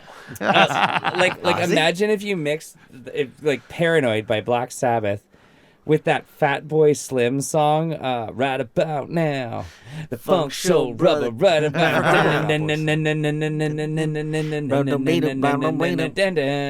Yeah, that would be cool, actually. That just I thought of I don't know that was weird. I had to say it, like I was like, dude, that'd be sick. I can totally hear that That's now. a good song to do for if you sure. mix those two together and you could like really mess with the touching the mic here. You could totally like mess with those two. You know what I'm talking about? That would two? work. Oh, yeah. That would Oh, yeah. work for sure. Anyways, nerd moment. Nerd moment. Nerd moment. Something I wanted to get into is not really music related. Something more, a little bit of a difference between you when you were a kid and you now. What's something when you were a kid that used to scare you, as opposed to what scares you now? Oh man, you know what's crazy is I hang on to my I have this weird childish side where like you can ask my wife, like she's like, yeah, you do, you really hang on to like your child, like not that I'm like Michael Jackson in the ways that people, but you know what I mean, like part of his like he had his like his ranch and stuff like that, and I was like, that place looks cool, Right? like to this day, my ideal, like I'm not one of those people that would ever want to go to like the Bahamas and like lay on a beach for 2 weeks and be like all inclusive. It's all inclusive, so it's a good trip. Yeah. I would rather like do a road trip across California like me and my wife did on our honeymoon, and we went to like haunted houses and like Just Disneyland wing and- it. Yeah, and like we had this whole We were thing. talking about this last week. Yeah. Oh, did you? Yeah, like Matt was talking about this. Just winging it on vacations. Yeah. I need it to be exciting and fun and like Yeah. like almost like you. I'm not a sit on. I'm the same thing. I'm not a sit on a beach. Yeah, it just person. doesn't appeal to me. Like no. it's just I'm like, an adventure. Like my wife and I are the same thing. If we're Yeah. gonna go on in any sort of, it feeds our soul. I wanna to do it like a adventures. little Our girls kid are would. the same thing. We go on adventures all the time. In fact, like this weekend, That's what probably we just so had, exciting ask for the girls. them. You're the adventure leaders. Where are we going? Yeah. Give And me it's like- give me the shitty motel, and I'm out all day, and I'm coming back in just to go to sleep, and then I'm out again. Yeah. Exactly. Yeah. Oh man. Okay. So where did this question? Begin? So yeah, when you're You were pretending to be Michael Jackson. yeah, you were saying, you're on the ranch. Yeah, I was on the ridge. And what Neverland. scares you? Okay, so anyways, so the funny thing is the ranch doesn't scare you. I'm Memories. not scared. So yeah. You're scared. You're crying. So it's kind of funny how I still have the same fears as when I was a kid, and I still have the same reoccurring dreams from when I was a kid. I'd love to go to a dream interpreter. That's something I've never done. But part of What's me your thinks I want to so. hear your So recurring part of dream. me thinks I'd be like I'd leave and I'd be like you're full of poop, because you know what I mean. Like I'm scared I'd go to like some like dream reader and they'd be like, "Oh yes, you're scared of having fire for hair," and like or like you're scared of having a pineapple for a chest. And like, Yeah, honestly, I think you should go. It's- Because so- I am absolutely blown away. I've had some stories in my life of people that have dreamt things that you would not believe have actually come to fruition. And so I've realized that, you know how they say that like we barely tap into any part of our brain that Yeah. it is, and that we live, I mean, I just was reading about it this week, that we live literally with 70% of our life we're on autopilot. Yeah. And so we're barely utilizing. That's just And what our it's true. brain defaults to. So I think that, again, there's certain people, again, tools. We're talking about things that people are gifted at. There are people that can help to read. And I think sometimes it is phenomenal because I've definitely had dreams in my life too. So I'm curious to hear which ones you have. Yeah. 'Cause Yeah, what's it's always your curious to reoccurring see if dream? they're similar. Yeah. But it would be fascinating actually to have somebody come in and do it with us. We should have that because I would be Oh, that terrified. would be Ooh. such a good But- podcast. Well, Yeah. it is one of those Dreams. things. It's Yeah. like it's terrifying at the same time because sometimes you're nervous of what is it saying about what is my What does this subconscious mean? saying Yes. that I haven't been. So go ahead and share So- yours. So Good I luck, would- by the way. and I still have this dream, and I still don't know what to think of it. So there's these two recurring dreams I've had since I was a kid. One, it's like this, like it's like this. When I was a kid, I grew up in a complex, and I'd like in my dream I'd be skateboarding like I did during the day, and I'd come around the corner, and there'd be this windmill. It'd just be a windmill. But it's not about the windmill, it's about the feeling that I felt. And it would be mortifying. Like that meant like bad shit was about to happen. You know what I mean? Like if so like I would come around a corner or something, or I'd be at school, and I was always in this dream, right? And then there was this face. So sometimes I'd like shoot awake just because I'd be like dead asleep, everything would be blank, and this face would just appear. And it looked like the Joker or something like that. And it was like those two things always came hand in hand. And then there was another dream that I would have, and it was about like an albino spider. You know what I mean? Like it was like this. There's always a really white, almost translucent spider would just appear. But the funny thing is, none of these things were as scary as their presence was. So it just meant something. It symbolized like bad. I wonder. I had that. I still have that dream. I'll like literally be like getting up in the morning. I'll come around the corner and there'll be like a windmill at the end of the hallway, like a little Charlie Brown doghouse. Oh, With weird. the windmill on it, right? So now it's turned into a full-on scenario in my head that, like, which is crazy because it's a windmill, albino spider, this face that I'm trying to describe. Now it's turned into a fear of turbines. You know those turbines? You know when you're driving through the when you're driving through the prairies and there's like 100,000 of them just going, like, you know, maybe not 100,000, but you know what I mean? Like Bunch of 'em. they're just all along the hill. And like you look up and like if you're driving through the prairies, and You're look- afraid of them? and you look through it, and you're like, those things look creepy because So- there's like these 3 legs.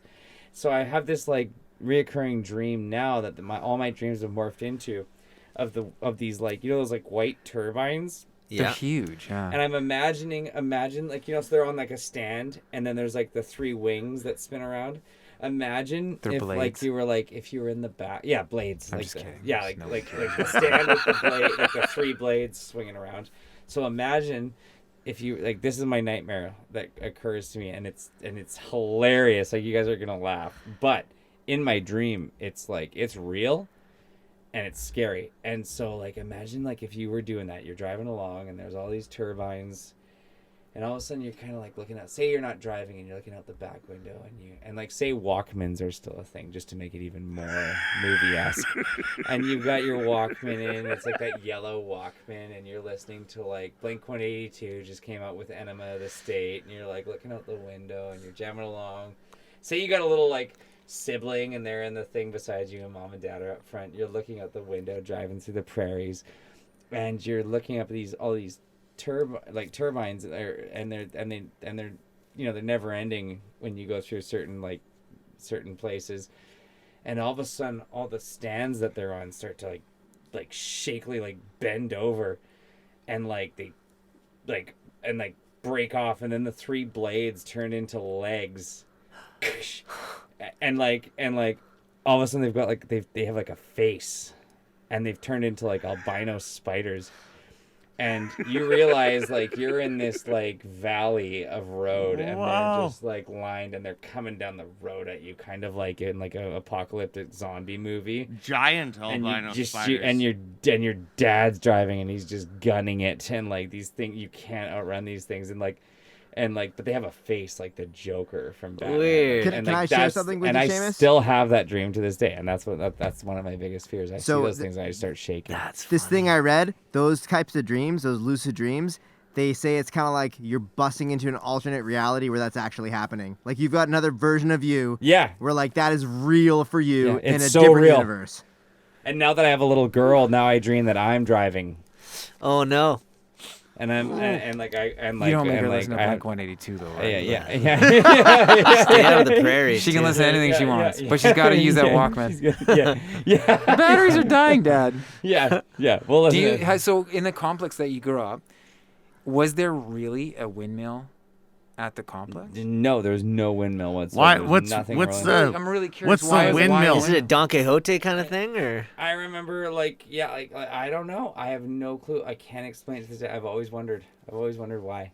It's amazing though how it does. No windmill. I absolutely- grew up like in East Vancouver. There was like, and it was almost like a dog house with the little like Charlie Brown. Like, windmill. And there was Weird. nothing in your area like that. Nothing like that. That's Have you ever gone back to funny. the area you grew up to just Yeah, go take a look? I have. I've definitely like, because I remember I went back to like see my old high school. Do that thing. Nothing. Well, I had like and that a- crossed my mind. Wow. I never talked about it with anyone, but I can't checked even pretend to like dive into that as if I know anything because it's Yeah. just it's so out there. what Yeah, what that's- what did you guys have as I was afraid of being kidnapped. I was For me, wondering- it was kidnapped for sure. And then I used to have Kidnapped. dreams that like someone would be trying to grab me, and I'd be running from them as fast as I could, but it'd be like slow motion. I'd be like, they're gaining on me. And I couldn't go any faster. And then I had another reoccurring dream where there was like a bomb gonna go off, like a nuclear bomb. And we had to we were trying to find loved ones and just get as far away as we could. And That's I creepy. hate those. Like literally, it's coming and it's like fuck. I gotta send you something then. Oh yeah. It'll freak you out. Matt, what That about shit you? scares me. I had I think my reoccurring dreams were always based around somebody needed my help, and I was just never strong enough. So, like I needed to say punch somebody to free somebody that I cared for, and my punch just wasn't strong enough. I've had multiple of those where it's feel like that. something happens and it's like I punch and it's just like there's Yeah. no power. one can And fight it in might a not even dream. been that too. It might have been also like I think it was the punch, but it was also just like I was trying to help, and it would just like, oh man, I can feel gives me Yeah. shivers thinking Oh, about it that's right now. creepy. My main ones were But I was actually- also listening to a cassette as I was doing that. I always It was had that's the how me really too, cool. wasn't it? I had a cassette. I always had I always had bad like teeth falling out dreams. yeah. Which Been is there. Stress. I've looked at that. That's like a stress, like self-conscious thing. Yeah, been and there. it was I had those really bad for a long time. Crazy. I used to like to describe dreams. Like I go to work and like I just like one of the girls. I'd be like, I had the weirdest dream last night, and I just describe the weirdest, creepiest dream ever. Like that was them. Like you were standing there. There was like this lake. You were holding a baby. Is this real? No, like I'd make Oh, it up on the sheesh. spot. I'd be like, you're Instantly holding a I'm- baby, and like they're just like, about really? And I'm like, no, I just made that up. It's like these are dreams about how you pick up, like before when you were single, you're like, Pick up I lines. had this dream and we were like, Almost. we were just there, but then we started You were making out. so I don't know. into me. Yeah. My wife almost every morning, she's got like the most intense. She's like, this happened down to like every little detail, and it's different every time. That's like like my how wife. how like do you remember what that? what do you? She's like, yeah, and then Jonas from. I'm like, who's Jonas? She's like, well, that was our server from. Like our second anniversary, like 14, like so many years ago. I'm like, what are you talking about? How do you even know that? She's like, you don't remember him? Like, Dreams are her definitely- dreams are crazy. Yeah. My wife has dreams too, like wild dreams, and like she's a like incredibly beautifully empathetic person, and it's so much so it bleeds into her dreams, and yeah, it's intense. Well, like there's times where it's just yeah. I hate waking up wow. sad. Like when you wake up. Oh, And you're like, I do.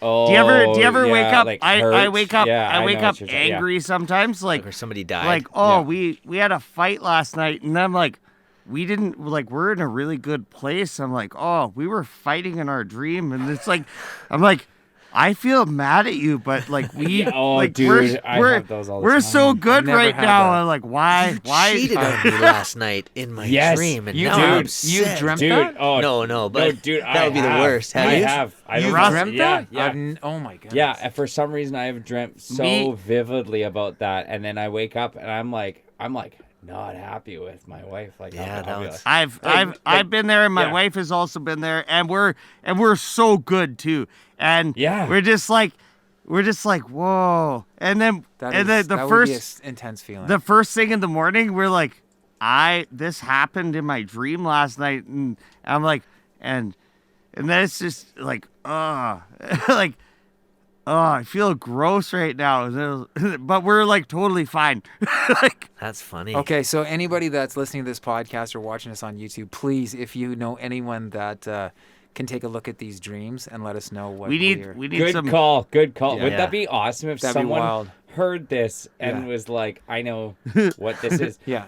My wife has the craziest ones. She has ones about all constant, like, it's not like we take a ton of time in airplanes or anything, but she always has reoccurring dreams. Like, I swear she has one every, like, at least one every 2 weeks about airplane crashes. Oh, those are the worst. My I hate wife's those. my And they're wif's just every so every real second for her. every second Oh, night. it feels real. It feels Yeah. real. Every Yeah. second night, my wife's crashing in an airplane. Oh, That no. feeling, Yeah. like that feeling when you start to go down, and then I just know you're just like, well, here we go, and then you just like get used to that stomach feeling. When's it gonna be over? And then you wake up. you're Yeah. Yeah, it sounds kind of like her. But the worst is now I'm scared of flying because of my wife. I've never been scared of flying ever. Do And you then find- my do wife you will, like, find- fly with me? She'll grab my leg when we take off, and no. and she's got, like, you know what I mean? She's I like, think some people need to know though, it's okay. Like when you think of what we're doing, it is unbelievable. When we get into like this Oh yeah. cylindrical tube Yes. with these metal things out there that are full of fuel, And you go, and like- it's like, are you guys ready? It's like, Yeah. well, let me just get my drink first, right? Like, you know, it is pretty freaking crazy. Why is the Wi-Fi not working? Yeah. So I actually think, I think sometimes those things are, actually that's completely fine to feel this way, because I think this is like, yeah. it is. I mean, I don't have a fear of flying, but I can completely understand why people would, because it is absolutely wild. I had a panic attack on a plane, but I didn't even really know that's what it was. It was basically like we were going to Hawaii, and I don't like any kind of, like, I don't like a lot of rides that go like roller coasters and stuff like that. So if any drops like that, then I get that stomach feeling. I'm just like, so I basically started getting like, if I feel like I'm gonna throw up or get car sick or whatever, my fingers get tingly, and then I get sweaty, and same Is if that I'm your gonna get spider sense, seasick. Tyler? It's like a spider sense, but pukey sense, and so then that started happening, and I was like, okay. Getting a little hot, but that happens usually like landing into Vegas where it's a little bumpy. That happens to me, but this was like a particularly good little whoop, and I was like, oh, that was kind of weird, and I didn't really notice that it messed me up. But then all of a sudden, yeah, it kept getting worse and worse. Then my hands started to swell. Then it started feeling like my feet were swelling, and then my hands started going like this. You can't see it on the camera, but they're curling like literally. My fingers were straight. Out but of then your I curled control? them out of my control. Literally like this. I had opened them back up. They shut back, and it felt like I was running out of room in my Oh, body. wow. And like, I feel so bad for you. That would oh, it was suck. so scary. I was breathing That would fast. be such a terrible feeling. And Your, I your landed in- hands. I like the imitation of your hand. It's like you run into the washroom and your Edward Scissorhands. Yeah, Like, it looks they're like it looked like that, and then it took 10 minutes after it landed. It was like it's the pressure relieved, and then kind of went away. And I was like, well, that was fucked up. My first true anxiety attack was Oh, on a man, that plane, sucks. and I was never afraid of planes. But it's like there's only so much like leg squeezing you can take from the person beside you, which is my wife, and it's like I'm like, she's really scared. There must be something actually wrong right now, and then I'm like looking around, going, maybe I should be scared too. After like flying flight to flight around Europe, I'm like, oh, now I'm scared of flights. Oh, dude, it's that's like, exactly what mine did to me. So that's what my wife does. We go we'll travel somewhere and we'll fly, and as soon as there's like a bump, so it's like say it's a 4-hour flight, it's like at least 20 to 60 times during the flight she'll like have this thing where she's all laid back, but she's just like bracing herself the whole time, and like her hair shakes, like you know what I mean, like you know what I mean, and she's got this like she'll have like a hold of my leg and then a hold of like the seat beside her, and the plane will do like one little like she'll be like I'm up. and like the fear that puts into you because you're like, Yeah. like we've had arguments on planes before where I'm like, stop doing that, please. Like you gotta stop doing that. Like you're spreading the Yeah, like like I'm here for you, but stop. Like you know, like you could tell her. now I'm scared. Well, you can actually like Kramer from Seinfeld. Like sure.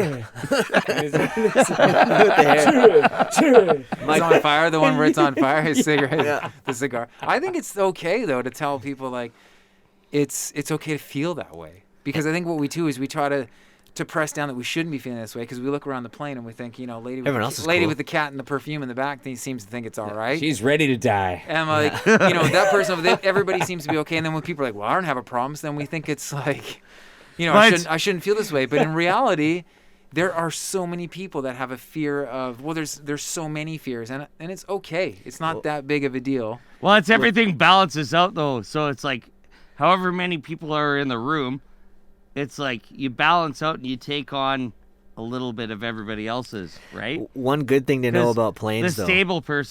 stable person is the rock in the room, and they're like, no, it's fine. But if there's one person who's in the room, You and don't there's say it's 9 fine to somebody that's panicking. No, I know. That's the And then last if thing you there's- want to hear. If there's 9 people in the I room who's hate when someone says that panicking, to and you, then I'm one panicking. person who's okay, that one person is gonna kind of lean a little over to the one side, right? One thing to consider though with planes, and this made me feel better because my cousin's a pilot, and he was telling me like for turbulence, like don't even worry about it. He's like, for turbulence to actually cause like a plane to go down, he's like, you would be passed out from the G-force before anything was going to go wrong. Because the planes, like if you actually watch their wings on the stress test, they get bent all the way up and then all the way down. Like they can take so much of a beating. So now I'm just like, oh, Crazy. if I feel any kind of shaking, I'm like, oh. He was just lying to you. Yeah, he's like, he no, loves you. you're going down.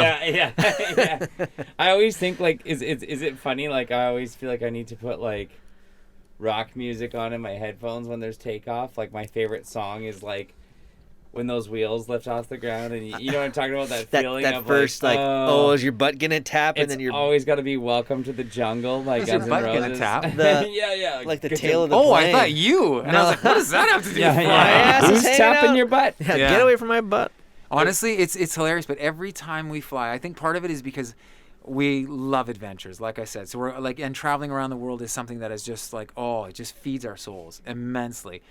And the one thing though that I've realized is that I get excited when we're actually land in the place we're supposed to be, because anything could happen in that, you know what I mean? Like even for my wife's 40th, we had planned it was going to be the first time that the two of us had actually gone away together, and we were going to England to celebrate her 40th with our friends and her family in England. It was going to be phenomenal. We were super excited. Then COVID came, so that changed everything.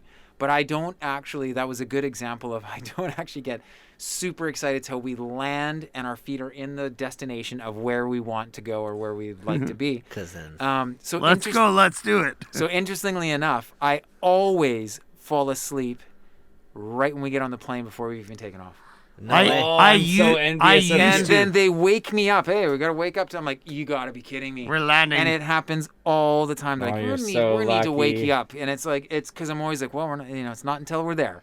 yeah. And it's for some reason it's funny. My wife Sarah, she's always like, how do you fall asleep? And I said, well, I don't know. Just I do that only by myself, but I do it every time by myself on a plane. That's funny. I can't do it when I'm traveling with other people. I can fall asleep almost anywhere, I think. I Really? Know, I can't. I know hate you it. can. I'm always the last. I'm always the last one up and first one awake anywhere. I think That's Tyler funny. fell I'm just asleep too at anxious. the movies. I've fallen asleep in the movies. I've fallen asleep. I felt that when I was getting a filling done one time. You know that feeling where you're kind of like we try. kind of wake up a little bit and you're like, No, whoa, that's not was the I way just it falling asleep? And I hate the dentist. Oh, So really? I'll tell you, yeah. I've never had a cavity. I don't hate the dentist. Just not a big fan. So I wanted to ask you. Did you have a question? Sorry. Did you want to? Well, we can go yours first. Yeah. I wanted to ask you what's something that people don't know about you. Oh man, that's a good question. That's a tough one because it's like there's probably like a million things that I could think of off the top of my head, but What's something I don't know about you? I'm an okay. Well, I'll go with watch. Have you ever had a question and then you're like, damn it, there's like a million things I could have said that would have been so much more interesting. But what I'll go with is I'm an insanely picky eater, and a lot of friends do that know that about me.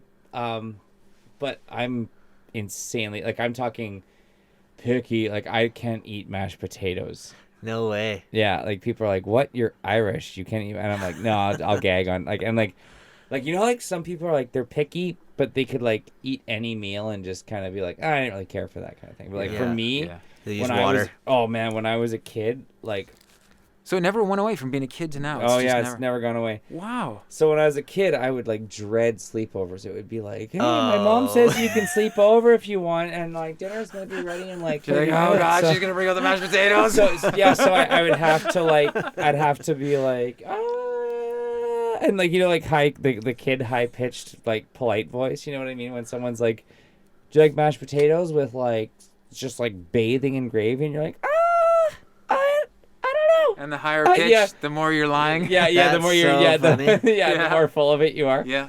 And so like the picky eating thing, it's gotten a lot. I can say it's gotten a lot better. But you would like laugh at like most people would like laugh at my my baby steps that I've taken towards more food, because like I don't.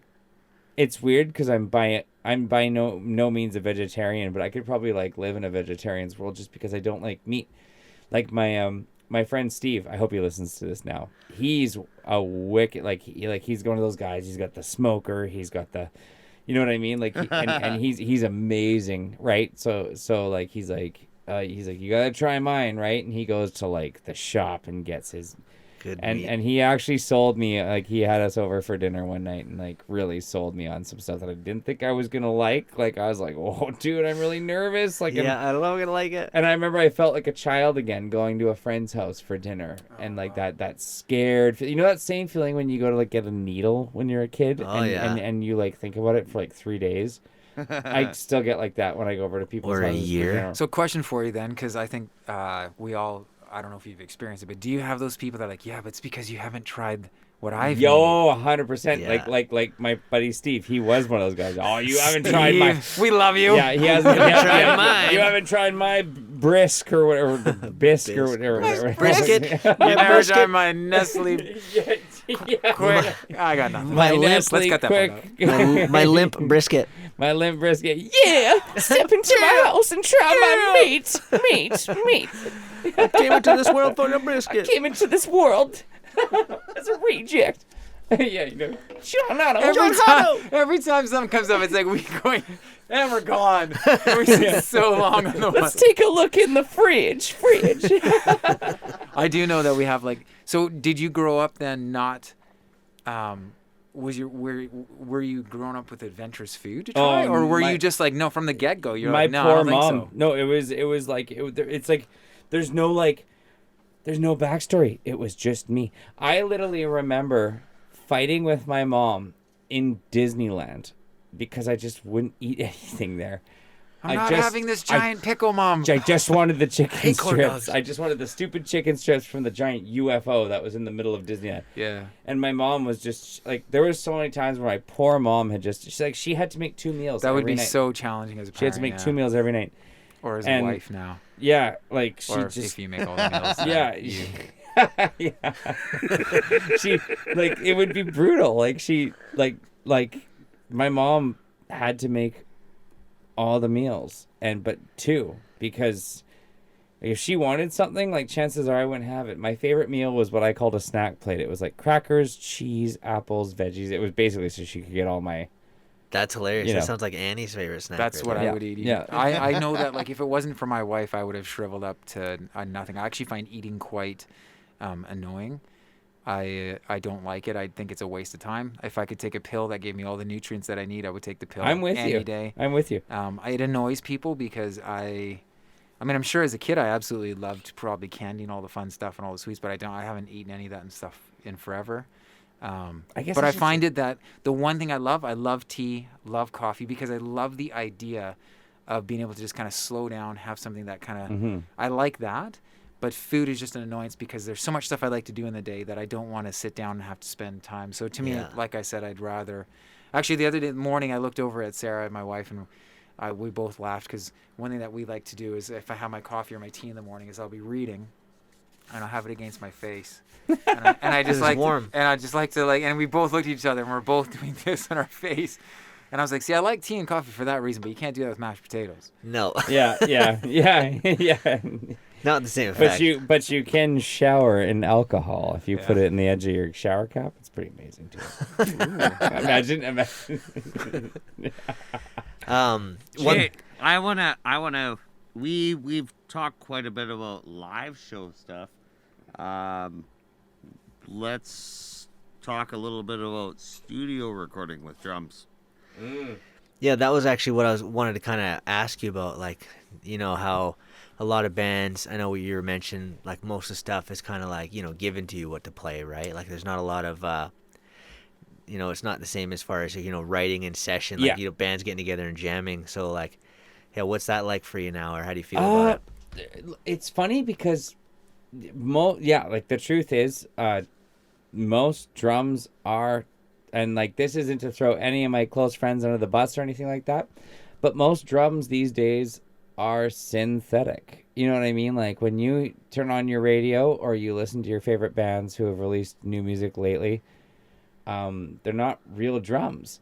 And that's not to say I don't love playing with all of the people that I play with or anything like that, because I do, and I appreciate getting the call for the gig and anything and everything like that. Like, but the truth is, majority of drums, like I said, are programmed these days and stuff like that. So it's that it does, like, I won't lie, it takes away from the experience, because as we can probably all agree with, there's nothing more exciting than you know, like starting the band and going into the studio and hearing your song on the Fox for the first time when you join the Seeds. You know what I mean? Like there's something so exciting about that when you're doing it as like a group. And even group or not, there's something more exciting about hearing something you've created. And it definitely, the recording process in the past, I don't know how many years, I can't say exactly, but it's definitely become more like a DIY, do it yourself. You know what I mean? Or a DIY. Program the drums. Yeah, like program the drums. I kinda, prefer DUI, as you mentioned. DUI, yeah, drumming under influence. like it's kind of become and it's not that it sounds bad at all. I won't Yeah, insult sometimes you it. can't tell. Well, You really can't sometimes because I get it all the time. People It's are cleaner and you're able to control it more, but yeah, that doesn't mean it doesn't have a feel though. yeah. Same energy. But the one complaint I have, and I never want to be negative because I'm appreciative for any involvement I get in the music industry. However, it doesn't exactly feel good when it's like you play for an artist and they are like, here's the new song. We're going to play it at our next show. And like, to be honest, it's almost to the point where that's 99% of what you do, especially as a drummer, because they've got these programs that are evolving and the only part that annoys me the most, because I'm such a music fanatic, like I love music. That's why we all got into this. We love music. Music's my escape. Music's my comic book. You know what I mean? Like music's my, some kids read anime when they were younger, and anime is cool too, but like I listen to music. Yeah. And it's like I want to create it, and unfortunately as a drummer, I can only speak from a drummer's standpoint. I'm sure there's other people that are definitely feeling that too. It's kind of like a singer will go to one guy and that guy will handle it all kind of thing. And then you're the hired gun that learns the songs when they need you for a live gig. How come you can't though? Like, so like I produce music myself, and if you're laying down electronic drums and you're trying to get like some kind of a feel to it, you still have to program that.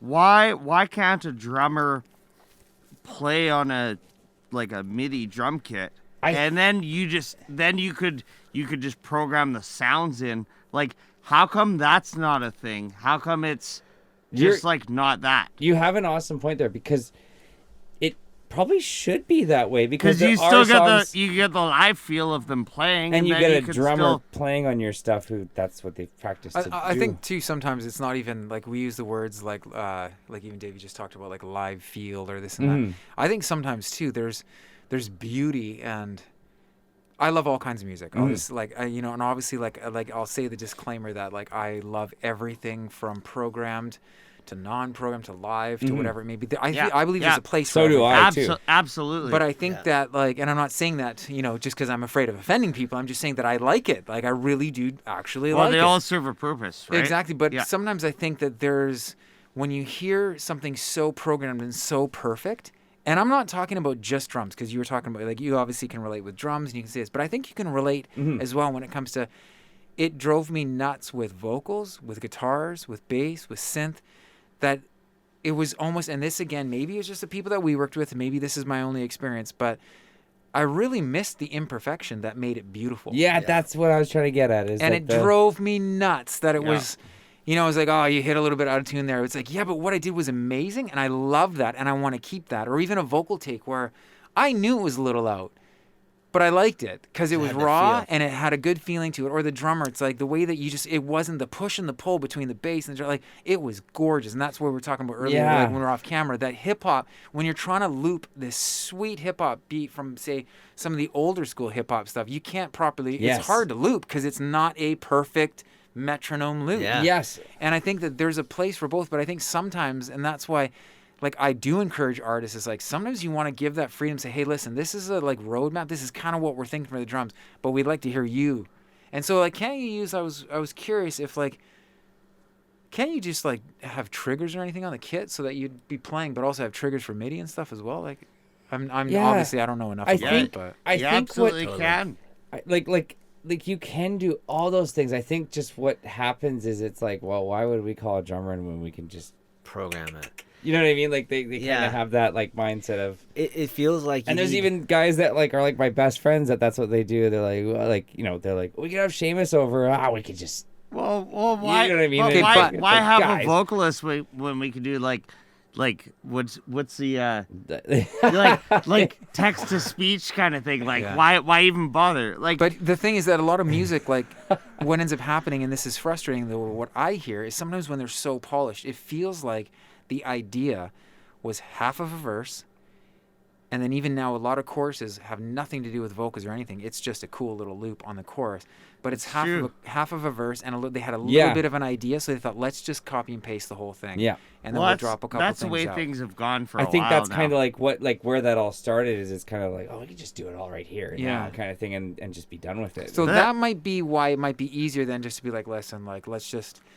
get this out because we don't know. And again, I'm just jumping to conclusions, so I don't actually know. I'm speaking out of my ass here, but sometimes it's like we just need the music pumped out. We just got to pump it out because I remember listening to this artist back in the era of like the Beatles and this, and they were saying, man, it's crazy. You guys were just you're writing such great music. And they're like, actually, nothing has changed. We just didn't have iPhones that recorded every shit idea. Yeah. So if it was a good idea, Yeah. we had to remember it. Yeah. And I thought, that is such a cool thing and to you hear. had to actually go and make it sound great and take the time to like be like, do we really like this idea? Because we really need to like this to like actually put it all in all the effort to actually have it become something we can give to amazing. People. Yeah. Yeah. Dude, you got it nailed. That's an I remember awesome concept. I remember sitting with somebody, and it was one of the first times I had co-written. And I had always written in a way where it was like I really would dive in and I'd let my heart I just let it go. And actually writing was always quite easy for me. Still is. Like writing, I write every night when I sing to my girls. In fact, I sung the other night. It was like, I showed my little girl who's 3. I was like, hey, sweetie, do you remember when you were asleep last night? Like, did you hear me singing this to you? It was a great verse. And What's your critique, honey? She looks at me and she's like, you sung that to me? I'm like, yeah. She's like, wow. And I remember writing with this guy. And we went through and he's like, okay, so you have all your stuff recorded on voice memos or what do we talk about, those little mini disc things or whatever that we used to use or whatever it may be, right? Like, and we record them and he's like, oh, no, don't worry about it. We'll just go, okay, that's good. Let's just change them into the keys all together. We'll just piece together. Okay, boom, that song's done. Let's move on. I was like, wait, what? Like that song, wait, what? And I remember my mind being a little bit blown, like, that's how you write? You literally go through and just go, okay, that's good. We'll just take the best bits and we'll throw them in and we'll go that way. And I'm not saying that that's a bad way of writing. Yeah. It just wasn't my way. It totally opened my eyes up to another form and another way of writing. So definitely going back to, like, playing, there is a moment where it's nice to have, like, yeah, that's just clean. Like, boom, we're just going for it. And that's the way that it is. But I think that hopefully people even that are listening to this understand that like there is so much value because I remember thinking certain things and a drummer would play something. You're like, oh wow. It can and just a bass player can change a song, a guitarist can change a song, a drummer can change a song. But live you don't know it until you're playing it with you. And even if we give you a bit of structure and said, hey, listen, here's a little structure, but you're so gifted and talented, you have the freedom to be you. That's why you're here. We talked about personality, the way that you vibe with something, the way you feel. Yeah. We know you got it. This is why you're unique. You're coming in. And then we allow that. And it's usually like, that's the one we're going for. Dude, you've got it nailed. Like, yeah, because like I always tell people, I'm like, I feel like an old guy now because of the fact that my favorite music is not always current music. Not to say current music is bad by any means. Music is music, and it's good, and it should be respected and appreciated. But sometimes I miss the old way because of the fact, like you just said, there's things that can come into play where if you just don't ever have the option, they won't come into play. Like, so if you don't have a drummer, it's like, well, then you're never going to have that idea that might be like, oh my gosh, we could do this. Bust out the halftime. Yeah, you're never going to get that. You know what I mean? Or maybe you will, because there are awesome whoever people. wrote that. But you know what I mean? Like you're kind of ousting opportunities of like, this guitarist might bring like a sweet riff in. Yeah. And like it could be really cool. Like if Ozzy Osbourne, for example, back in like 1981, imagine Ozzy Osbourne just doing his own album on his own without Randy Rhoads bringing in the lick for Crazy Train. Yeah. Ozzy, like, would what would Ozzy? Yeah. Oh shit! Actually, that's terrible because Ozzy's awesome. I love awesome, Ozzy. yeah. But like, you know what I'm saying? Like like that wouldn't be there No, if it's you a good didn't have point. this guitar Well, I think player. that's one of the cool things we're talking about the community, though, is knowing that you have all these tools available to you and that people do want to help each other out. So it's saying, like, you might have a great idea. And sometimes, actually, I noticed, too, when we would do things, we would get stuck. And we all know that, what it's like to kind of have a little bit of a, like, this idea is awesome, but it's like, it's maybe 60%. And then you sometimes you want to walk away because you're like, listen, let's just like sit on it. Let's walk away. And I would never fall asleep because I was constantly fixated on it. And then you come back and somebody that, again, the right tool came in at the time. So whoever was in your band, the right tool that came in, or maybe it's somebody outside of the band. Maybe it's another producer. Maybe it's another engineer. Maybe it's another this. Maybe it's somebody else. Maybe it's somebody else that's just listening going, that would rule. How you just even said, hey, could you imagine mashing these two songs together? It'd be just kick ass, right? Like, so all it takes is that little bit. But when you don't have that opportunity, because it's like, let's just put out as much as we can, hope something sticks. Like, you're never going to get that chance to have that guy that might be this, a keyboard player or a bass player. And nowadays with technology, like there's so much that you can actually do, right? Like with, session wire or different kind of remote recording things, like people can connect to you. Like when you set up at your new place, you're going to have a studio room, right? So you can have your kit all set up. You can have an interface. It's all mic'd up. So someone can say, like they've got options to either, hey, I want to connect to you. And then they can literally record you into their studio from your house. Unbelievable. Right? Or send you a track and be like, just record to it at your leisure and then send it back to us, right? Yeah. But that being said, not to blow smoke up your guys' butts here at Pineapple, but you guys have the ultimate setup here because there's a lot of expensive studios out there right now and I think that's the big thing is like a lot of artists and like labels and representatives will look at it from a financial standpoint and they'll be like, we can't afford to record a drummer, so they won't bring in a drummer. But you guys have this route, like this is great. Like I've had the pleasure of recording drums here, and it's like this is quality sound and like thanks, man. It's awesome here. I do enjoy the smoke going up my butt. Keep going. This is the drum room. Yeah. Get. Did you get the nozzle? Take a moment to say that this is the paid ad. Sorry, your mic was cutting out there. Full disclosure, I just called you Shayne. I meant Seamus, but you jumped on Shayne's awesome song like a couple weeks ago, yeah? Yeah. And that's what I'm getting at is as I came in here and I was like, oh, this is sweet because these guys are doing the top-notch recordings and stuff like that. But it's still fair. And you know what I mean? Like, so I think that's where the music industry might be at a weird spot in the sense that it's like people are having to do it off their laptops because it's like there's other studios out there that it's like oh, you want to record a song, it's $10,000 and it's like who with streaming and stuff nowadays it's not the same as selling a CD. And so it's just a little bit different. It's not that I'm like one of those guys that's like, the music industry is shit now. But you know what I mean? Like it's a bit different. So it's just this like we're kind of stumbling over how to figure out how to meet the new with the old with the new kind of thing. And like so unfortunately I don't even think. Sorry, I don't mean to cut you up, but I don't even think it's the old with the new. Like, and I think that to me, sometimes we're not even giving a song its full respect it deserves. Yes, yeah, that's kind of right. What I'm so I think that it's like there's times where a song, to its full potential, it needs to actually have someone with personality come in with the instrument that they express, like you said too, like it's an expression. It's an expression of who they are. It's their personality and come in. And I think that you're right. There are times when it's like, listen, who cares? The average listener's not going to care. Yeah. It's like, and that's probably true. And it could right? Because there's still times, be great. Exactly. And it still could be great, and that's fine. But what we're saying is that there is times though where it's like it can go from here and just take off and go. And there are songs.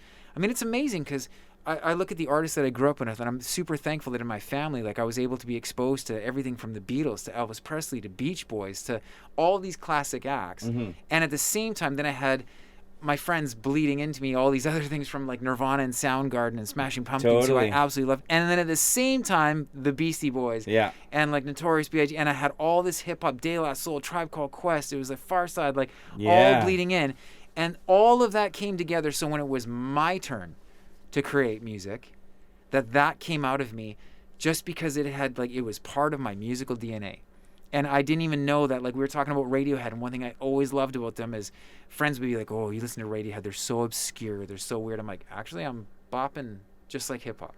Mm-hmm. And you're like, wait a minute, what? And I would show them Radiohead, they're like, oh yeah, their drummer is really, like, that's a wicked groove. I'm like, you look at the crowd when Radiohead plays, and they're just, this is awesome. And they're into it. And I was like, so That's the thing, is that you can program those drums in, or you can sometimes go, maybe, these songs here, it's okay if we program them because this is what we're going for. But these ones here just didn't reach, maybe we do need to introduce a bit of personality. You And totally have breath it and a nailed. life. Yeah, and that's where if I've ever had like a debate with someone about this, my point is not the fact of it's not good, drums or no drums. It's not good because you didn't have real drums. It's more like you didn't have another guy that maybe could have brought more to the table. Totally. Yeah, like It's like but like if you only have one person, then it's just going to be that way. Yeah. And to me, like you said, like a Radiohead, like all the bands, like all the groups and bands and artists you listed, they're so cool, and it's like it probably came from like people bringing in their take, and like that's to me that's where like you get those timeless hits. Well, there was like, I don't mean to cut you off, but there was that was super rude of me for cutting you off. No, sorry, no. But I'm not gonna let you guys keep going. I'm gonna keep talking. But it was like seeing these hip hop acts. I remember going to like Lollapalooza back in the day and being like, oh, this is gonna be the shit, and going and seeing like Cypress Hill and all these crazy bands, Beastie Boys. Like, it was just like, yeah, I freaking loved it. And in my mind, I just thought it was gonna be a DJ and them. yeah. And I was like, there's a full band, Yeah. because there's That's a place cool. for both. So there was cool. songs that they did with both, and it took on a whole different life that I was like, this is unbelievable. That's all I'm saying, is that some of the songs, their full potential was reached live, that I was like, oh, and I remember, and this is what's gutted me, is okay, I'm not going to use the word. I really strongly disliked when I felt like we didn't do a song justice by the way that we recorded it. Well, Totally. So the mindset right now is it's cheaper to program, but really, how much cheaper is it really? Because you have somebody. Seamus is cheap, man. No, you have. Considering. You're like, wait a minute, what? You can find me on Seymour Street on a Friday night. You might not recognize me. You have somebody who has to put in that many hours to try to make a believable drum track. That takes a while to do that. Realistically, if you play a song, if you have a good enough drummer, you hit the record button. What, the song's 3 or 4 minutes long? That's how long it takes to record the song. Yeah. Like Yeah. like and then if you have a really good engineer, it's cheaper, then you don't have to have a drummer and blah blah blah and all that kind of stuff. Well, that guy's $100 an hour as a producer, blah blah blah, all that kind of stuff, and he's sitting there, he's programming the drums. It takes him 3 hours to do the song, to make it sound like believable drums. Well, you could have the studio, and you could have a drummer like Seamus come in, and you hit the record button, and the song's 4 minutes long. Now there's 4 minutes of studio time, and the song's done. Like, it's not really more expensive. 1 hour minimum. It's no. Yeah. Whatever you. But you're also giving, that's the thing, is that we're not saying this for every song. That's the cool part, is that I think it's like opening up people's eyes to understand that when you want to reach the full potential, some songs in your album, and I think this is the cool thing, is you're getting that human element, Yes. and then the drummer can do that as whoever the drummer is, or the guitar player, or the vocalist, or anything, like recording it live at a studio. That musician comes in, and it only takes them as long as it takes them to do it. Like, it doesn't. It's got to be the right drummer, though. It's not like wow, the studio's going to be $10,000 because we need a budget for it. It's not that. It's you can have live drums, and that person can come in and they could just go like boop, done. Like, it's not that big of an ordeal, and you don't have to resort to electronic stuff for everything. But like you said, Matt, everything has a place. Like, I make electronic music, and I love electronic drums for the purpose that they serve. And I go that way every time because it's easy to control, and you're doing it that way, and blah, blah, blah. But for certain songs, and even on electronic music, I love having live drums. And, like, it's not a big ordeal to have a live drummer do it. And we should have it more, because a live drummer can just come in. If there's a drum kit set up, they just go, and it's 3 minutes. They play through the song, that's done. It's So just I that just I don't simple. mean to cut you up, but I want to set a disclaimer because I've been in the studio many times with other bands. Like I consulted, I consulted for bands for a while and like helped them to like put together songs and to build songs together, and it was amazing. And didn't realize how like the scenario that you're laying out is working with a seasoned drummer. Of like course, Seamus. of course. So there was times where I remember coming in incredibly jealous with the amount of time that was focused and spent on the drums for the vocals to get the 32 minutes to do the entire album, because that's all was allotted because the drummer took up all of the time. Oh, I Yeah. totally know what you're talking about. So I think that, like, again, what you're saying, I love, Dave, that you brought that up, because I agree with you 100%, and I think it's absolutely essential that the work is put in pre-studio Yeah. before you get into the studio. Yeah. I realized Absolutely. that's the thing. You're introducing the right tool for the job, and I think it is also acknowledging before you go in that, again, as a community, how rad would it be to be able to shoot off something to a person like Seamus and go, listen, I need your input. Are we even close? And he's able to say, listen, that's going to take you way too long to do that. It's going to cost you more, because there are way too many times where, I know for us, there was times where we were paying a couple grand a day, I think it was, and like we were planning on being there for 30 days in the studio. Yeah. So how come everybody else got their fucking time in the studio but me? And it was time to do vocals. You're like, well, we got Drummers. we got 26 minutes left to do it all, so you better just do it all in one take. And I was sicker than sick, because I always was. And Part of it. but that's the thing, is that it goes back to a good producer will know how to manage time properly as well too. no, yes, it's true, but also at the same time, you've got, again, if you have that amount of preparation before you get into a studio, guys. And I think that's why people just jump to like, oh well, I'll spend forever programming. It's like, again, You have to prep. You have to prep. And Click happens. Well, Yeah. me You and and your me and Tyler were actually talking it's gonna about this blast today. up. Click happens. They're like, oh, you'll have like we'll have people ask, oh, we want to do a song in the studio. How much is it going to cost? I'm like, well, it takes us about an hour to like set up the mics and get good sounds for you guys, and then if you guys are really tight, it could take 3 minutes to record a song. Yeah. Or if you're not well rehearsed, it could take 3 days to record the one song. You could be somebody like Ashley Pater, who came in and did 15 songs. She did 15 songs, like- and it was the first take every time. Yeah, it's like, oh, And boom. so No it's way. like That's recording time is really cheap when you're that well practiced. Yeah. So That's the key that you just said there. And I think that's what people need to understand, is that it's actually okay as well to admit the weak points in your band and that you need help. Yeah. So if I would have, like, there are times when I think that there's a lot of bands that I worked with, that I talked to, that it would have been awesome just to lead them to you and say, listen, it's no slack against you. It's actually going to cost you less, and you can then learn. But at least your songs are getting out with vibe. And I mean, man, what an amazing role model to look up to. It's like, I want to play like Right. this on the album, so I'm going to learn. But it will cost you less, and you'll have this amazing vibe and this amazing take, and you'll learn from these experiences. And I think that's where people don't know these things, like the education you're saying about the costs. Like, a lot of people have it in their mind what things cost. And they're back scared of studios, man. Like Oh, for sure. everybody I've ever talked to, they're like, clients come in and inquire about the studio, and they're like, I don't know if I can afford to do things at like this nicely. And yeah, it's not that way. It really isn't that way. I agree in that sense. There is like an overall, like, We're I think I scared even of the had, studio. I think I had someone message me, one of my friends, when they were like, "What studio is that?" When I shared the video that I did with the song we did with Shayne here. Should we And I was like, guys, I remember, it was like, they were like, "Oh, that place looks crazy." And should we cut to show that video? Yeah, sure. Let's show Shayne Kocajda's video with Seamus playing the drums. And the drums are all like Kocajda. Kocajda. All right, let's show it in 3, 2, 1. Ain't we living in some really fun times?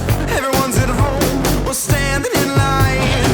I won't tell you what is in my head, 'cause either way we gonna end up dead. I wanna scream at the top of my lungs. Society would love to cut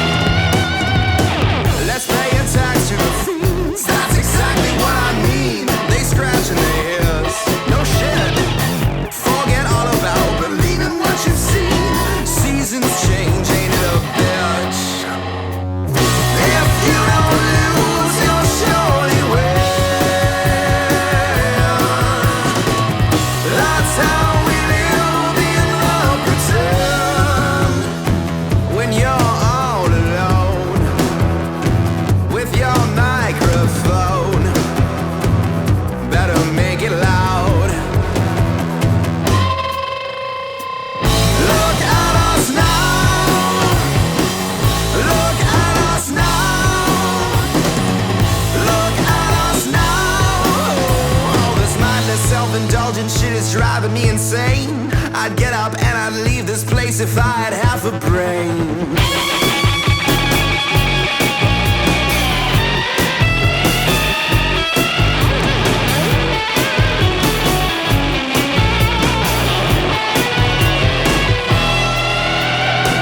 Seems we are stuck among this ever-long fight. More to the cinema than black and white. As we sit along the precipice of change. No time for history, this is our new way. If you don't lose, you'll surely win. That's how we live in the pretend.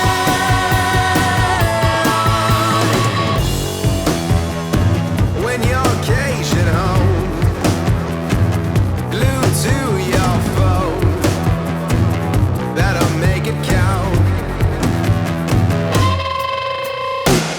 Look at us now. Look at us now. Look at us now. All this mindless, self-indulgent shit is driving me insane. I'd get up and I'd leave this place if I had half a brain.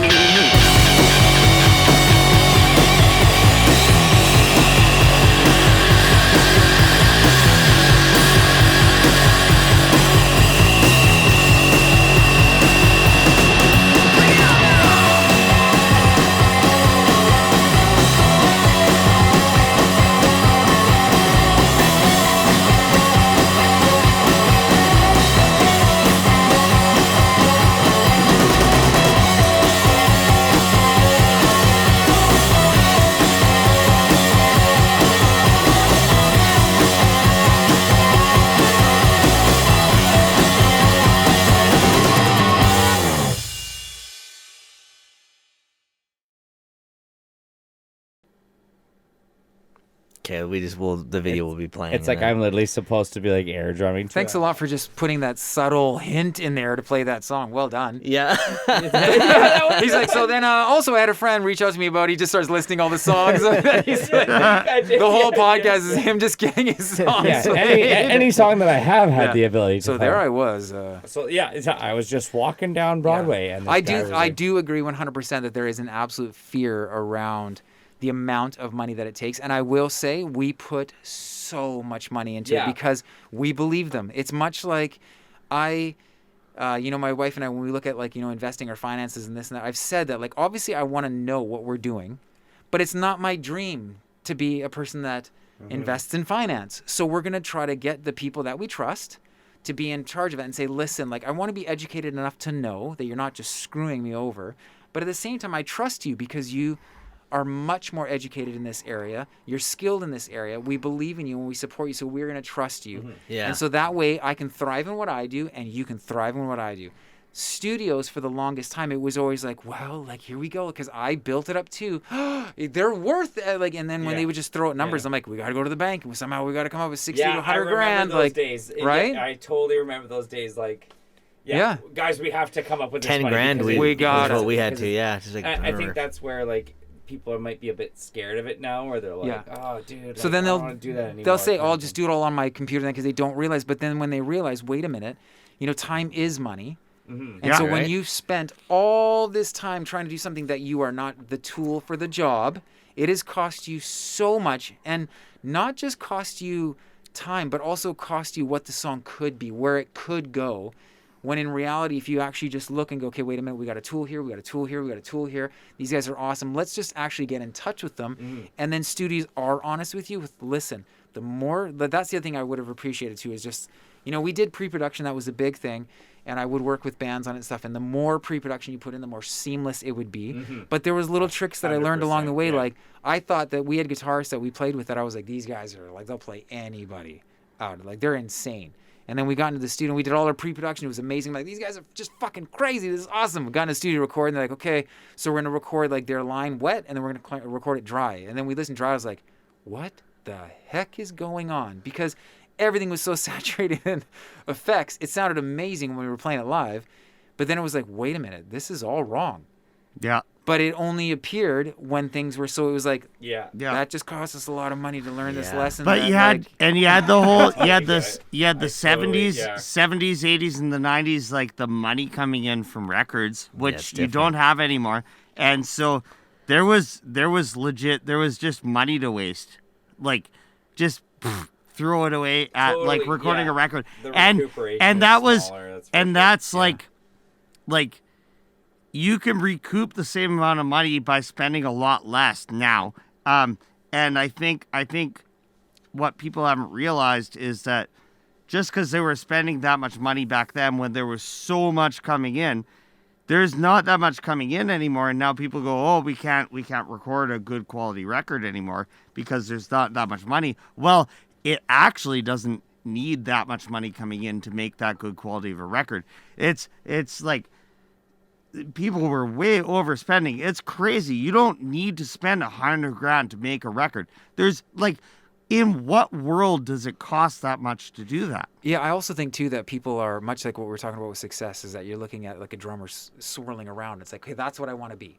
So then anything else, if that's the only definition of success, then nothing else is going to hold up to that. So you're actually not a successful musician. It's easier to be disappointed. Well, exactly. When in reality, so Yeah. if you hold up Yeah. like a record and an album that you're putting out an album, it's got to look this way, it's got to be this, and I'm only making my source of revenue off of this. Yeah. Then you're setting yourself up for failure. So interestingly enough, like, you know, because I'm a partner in a marketing agency, I work with all sorts of different clients, and I feel very blessed that I've gotten to know the value in all of these different sources of revenue.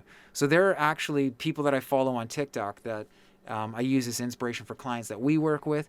And let's just say they are a doctor, and this doctor is actually making more money off their TikTok account and their engagement than their actual profession, because they've been able to utilize a tool that's free on their phone to be able to create content that is entertaining, inspiring, and educating. And it's in fact drawing people from all over the world because they're giving them value to their lifestyle and their culture. And it's drawing people to their practice, their business.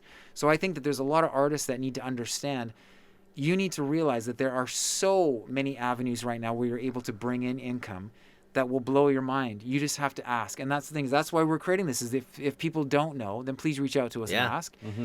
I think that what we've done, though, in the old school, it was you made an album and this is the way you made your money back. And it's not that. There are so many... Oh, it's totally different now. Exactly, but I think people may not understand how many different sources of revenue that there actually are. I remember being blown away with, whoa, we're making money from all these different things, from video games all the way to like placements in film, TV. I'm still learning. Like, it blows my mind. Like, the video games was the one that got me the most, that I was so excited about. Because, I mean, you know what it's like. It's like when you dream of, like, to me, it's like success. It was like, I remember always being like, oh, I wish that I could play for Wembley Stadium in front of 60,000 people. Totally. And then it that's was like, that's Wembley Stadium. Yeah, right. It was The always this like, Budokan. I have to play the Budokan. I had to play like the Budokan. And then it's, all of a sudden you realize, like, okay, sorry, how many millions of people just listen to my song on the video game over and over and over as they're Right. trying to get past that level? Yeah. You're like, I can't tour my whole life to get in front of that many people. Hey, Ty, do you remember the Tony And- Hawk Pro Skater 2 soundtrack? How influential that was? Oh, Huge. dude, CKY.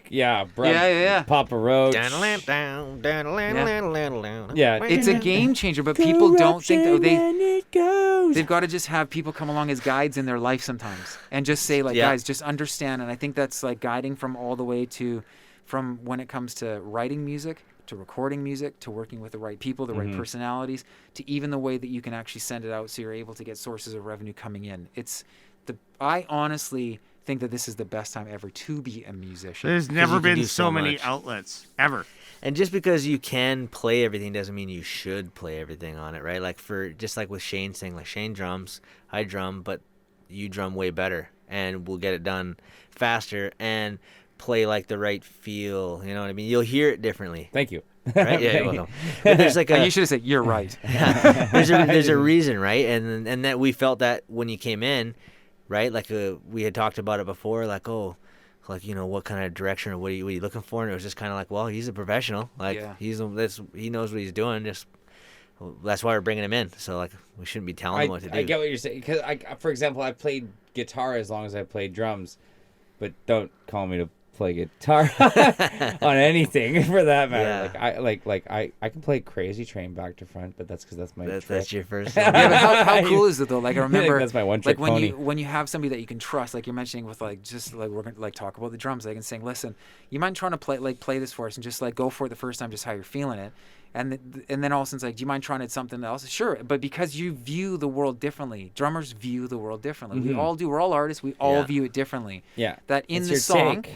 It's like, okay, I've created this song, 1 and 1 is red. And you're like, 1 and 1 is red. And when you play, it's like 1 and 1 is 7. And when you play it, 1 and 1 is this. And it's like, it doesn't make sense. Anyone that's not an artist will not understand what I'm talking about. Yeah. But artists will understand because when it comes together, 1 and 1 is fucking perfect. Yeah. And that's the key, is that there's times where 1 and 1 means electronic programmed drums. It's like, yeah, that's brilliant. Yeah. It works great Yeah, for that. yeah. And one of the things that I've always loved too is when we mixed both, it was like, whoa, that's cool. Because it allowed us to do things and bring in that flavor that I was like, Yeah. oh, it really needed. And it actually ended up, our drummer would have mentioned it, like, well, what if we do this here? And like, elevated a little bit with certain things that brought it in, and all it did was made the song great. Even in the smallest things. Smallest Can things. be like you know, like how like, and I love that in some of the world's most favorite songs. You know, there'd be a part where the drummer might have just been gone like blah blah, and everyone claps their cha cha. Yeah. And Yeah. everyone waits for that part to I come. love Yeah. You know what I mean? And like that, like as a thing, or Yeah. just, you know, like a guitarist comes up with a part, or it's just that it always, you can always hear it in music where you're like, Yeah. I love band came up with multiple this. people on hitting shots. on a project. Like one person Yes. could only do so much, but like many minds on stuff makes for a better thing. Like in any aspect. Like you can, if you're like a producer and you can write music and program whatever, that's gonna sound like you. But if you write a song and then you have somebody play drums and they put their own spin on it or whatever, and like I'll mix a song, and I know how to master, but I'd rather do my mix on something and then have somebody else master and they put their own taste on it, and it changes it completely. Takes a village. And it sounds so right much village. better having the right village all put their own hands onto something, because it's totally. you And you can't do something by yourself. Like one person doesn't build a house by themselves. This is You want to part- cut the intro, Ty? Yeah. Okay. Well. Yeah. Well, we'll say bye first. Oh, okay. So thank you very much for coming. Now everyone knows we cut the intro after, but it just makes so much more sense. So. But yeah, thanks a lot, man. We really appreciate it. And we're looking forward appreciate to it. having you again. Dude, thanks so much for both of you. Well, both of you. All fours of you. Thanks for having me. This has been sweet. Yeah, it's been fun. This has Awesome. been a fantastic way to spend my night, and I wouldn't have it any other way. Perfect. Well, thank you for tuning into the Pineapple And I'm Podcast. taking these pineapples with me. There's They're 3 coming for with those me. of who are listening and not watching on video. You won't see them next cast. All right. Thanks a lot, guys and gals. I waved at the wrong camera. I think I did the right one this Stop time. pointing. Which one is it? Cue the music.